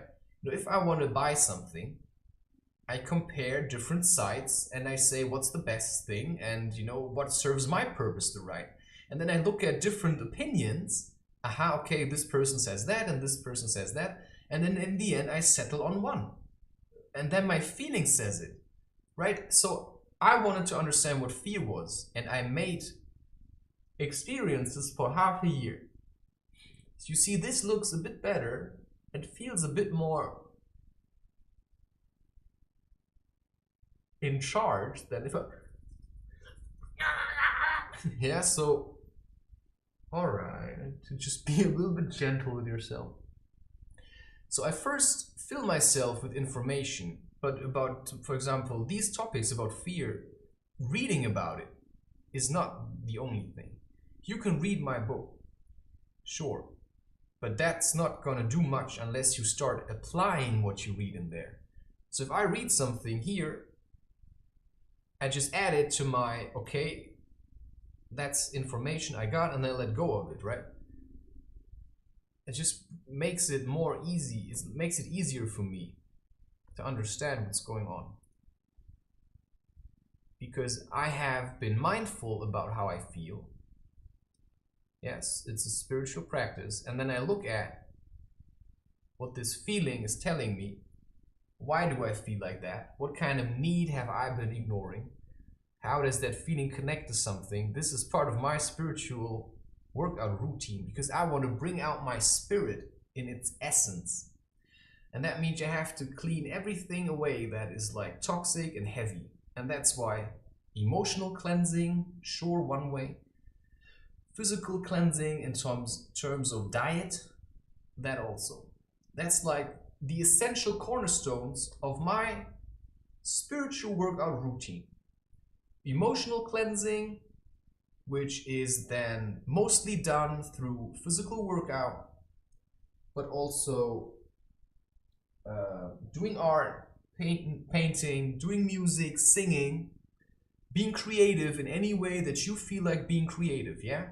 Cooking a meal can be creative, but I felt like if I really wanted to express my emotions, I mean, I can express myself creatively by baking cupcakes, but who's gonna eat all of these, yeah? I'd rather make drawings.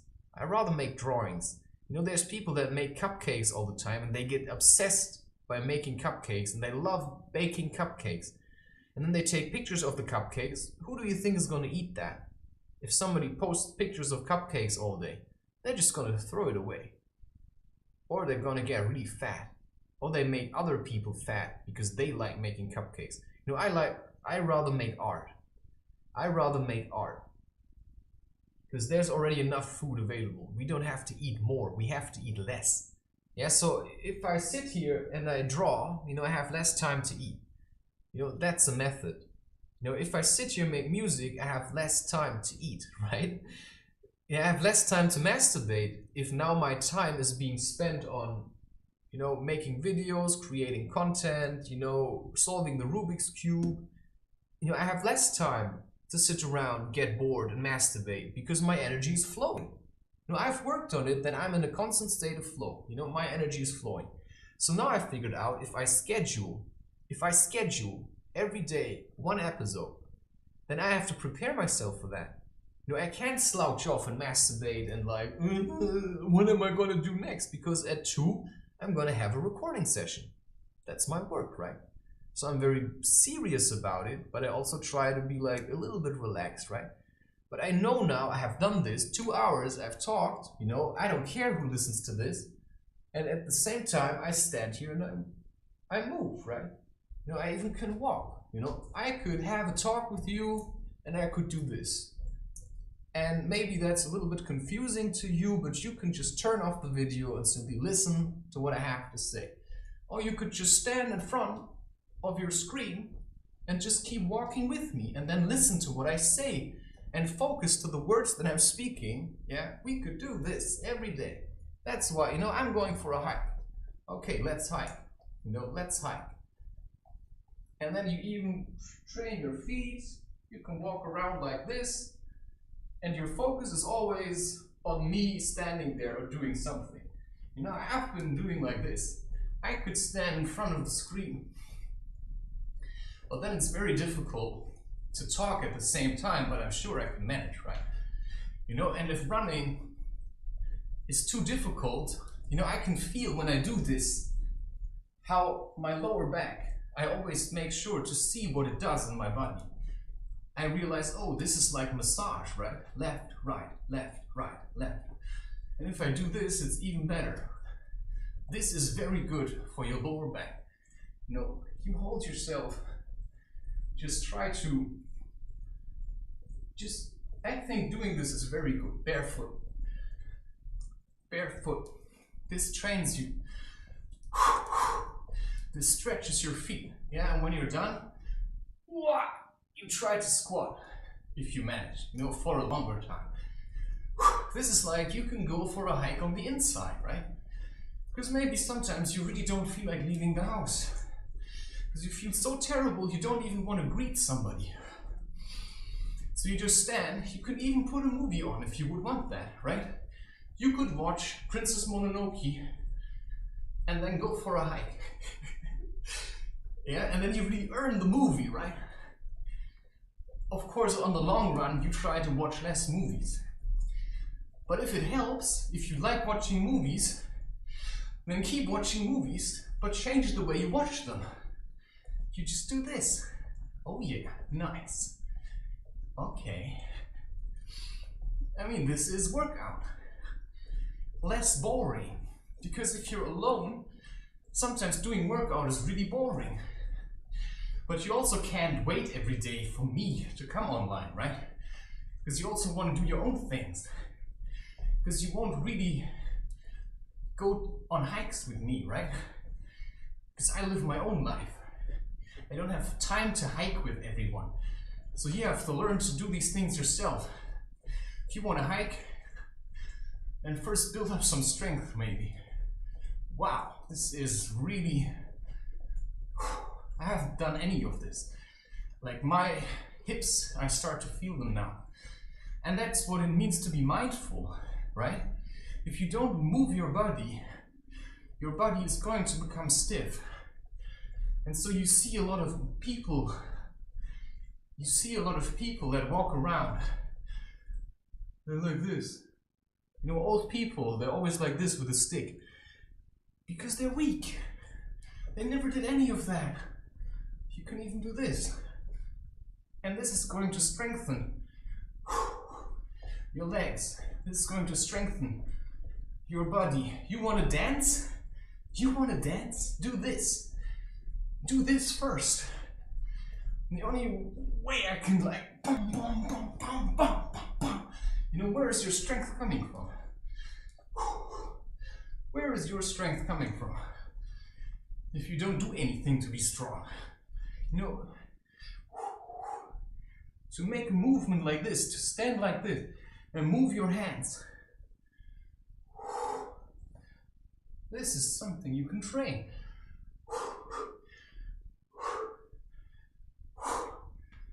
And you see, I don't wear special clothes for this. I don't have a special mattress for this.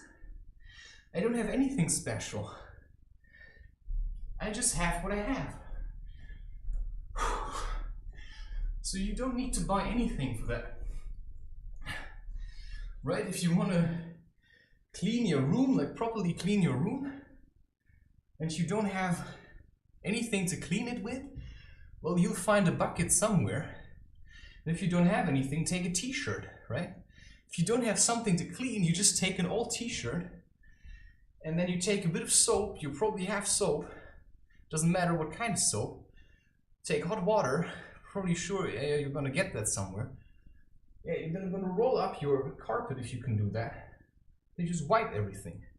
You just clean everything, yeah? Just do it, maybe. Try doing it as often as you remember it. So, you know, I can't force you to do these things. You know, I can force myself. And if you say, oh wow, that seems to work, right? Yeah, you can jump on that train. But you also have to realize the train keeps going. So you have to learn how to keep going. Because, you know, I'm on my train, and if I'm riding the train, then the train is going to keep going. For a long time, probably. And I'm going to make sure the train keeps going. But, you know, your goal should be to have your own train. You know, you want to be your own chief. You want to be your own king. Yeah, you want to rule your own kingdom. So spirituality, workout routine is a very specific routine that you have to figure out. So you can look at what I'm doing and you can pick something that you think that inspires me, and then you just start with that. Yeah, start with that. You know, you can even get a plant and learn to take care of plants. But don't be too upset if it dies or something, right? It's just then how it is, right? Oh, the plant died. So, yeah, that won't really help. So, right, it's a tough job. Spirituality is a really tough job. Certainly not for the faint-hearted, but exactly for them actually. Because if your heart is really weak, then figure it out, man. Because you need a lot of strength to protect that heart, right? You know, sometimes I do like this, right? It's like just gently to massage it. This can like help you to open your heart. And then you can even do like bah. This works on your throat chakra, which is about speaking and accepting your inner truth. Bah.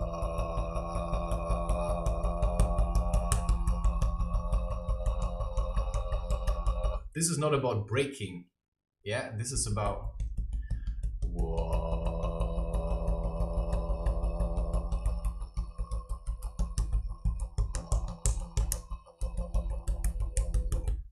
and if you do this afterwards, just like stretching out, you can feel dizzy doing these things. I've literally fainted with doing breath work and stuff. Even like just like you can breathe into your stomach and then you can stretch out. Boy, you know, if you're not used to this kind of energy up here, you're gonna faint. I fainted. Okay, just to recap, because this lecture, Professor Christopher, well, he has no degree. Yeah, I have a degree in life, my friend, and I have several degrees issued to me by people that call themselves like very important. Just to recap what I've been going through in this session, it's just about trying to express to you in a 2-hour talk what spirituality means to me and what it means to take responsibility of your spirit. You know, that's in essence what you may have learned if you would have listened to it, and you can still listen to it. I believe that it is important also to maybe work with the whole lecture as a whole thing.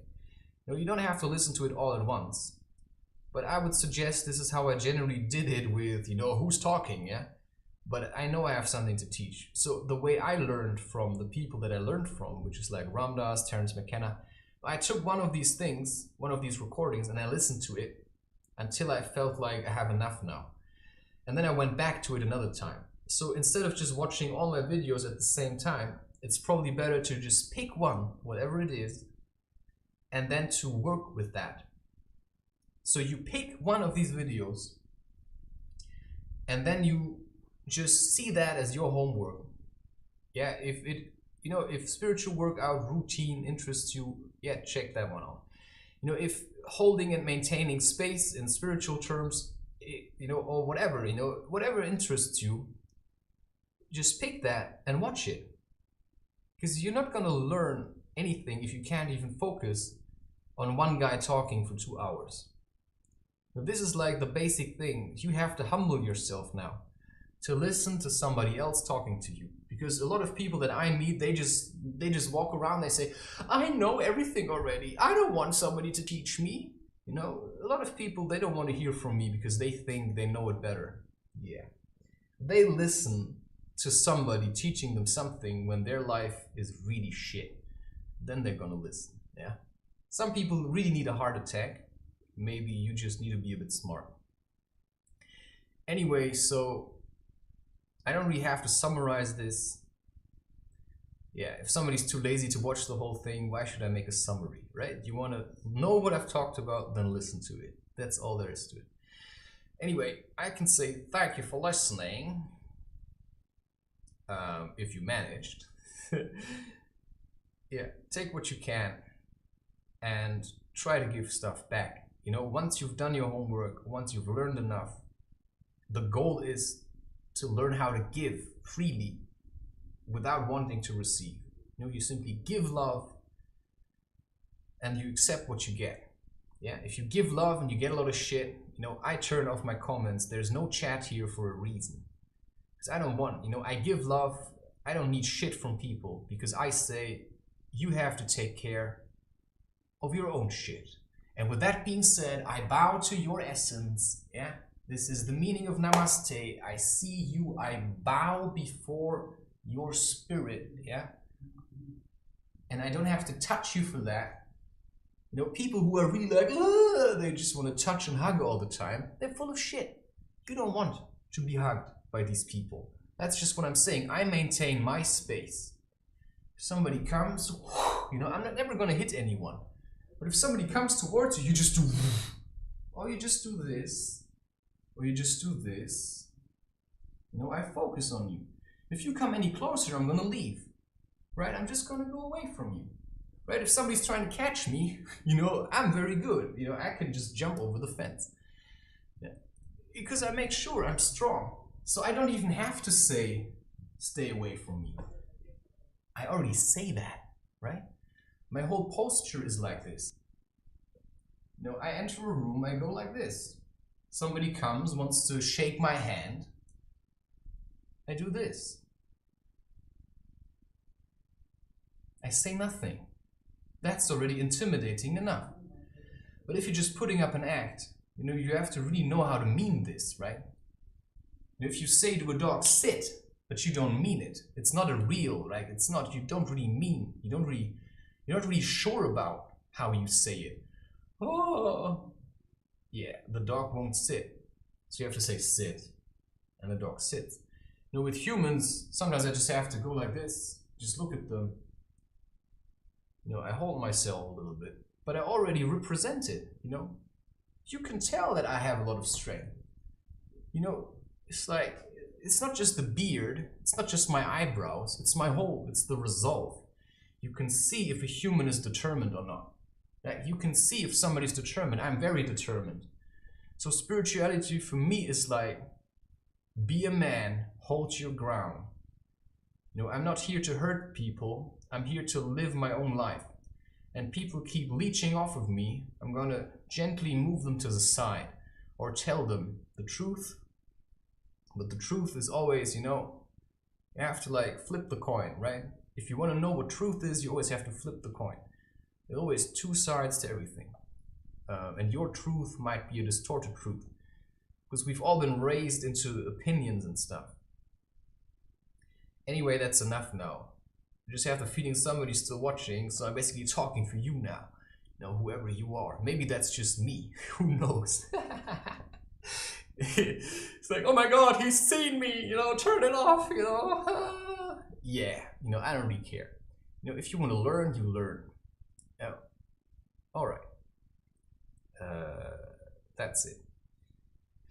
You'll figure it out.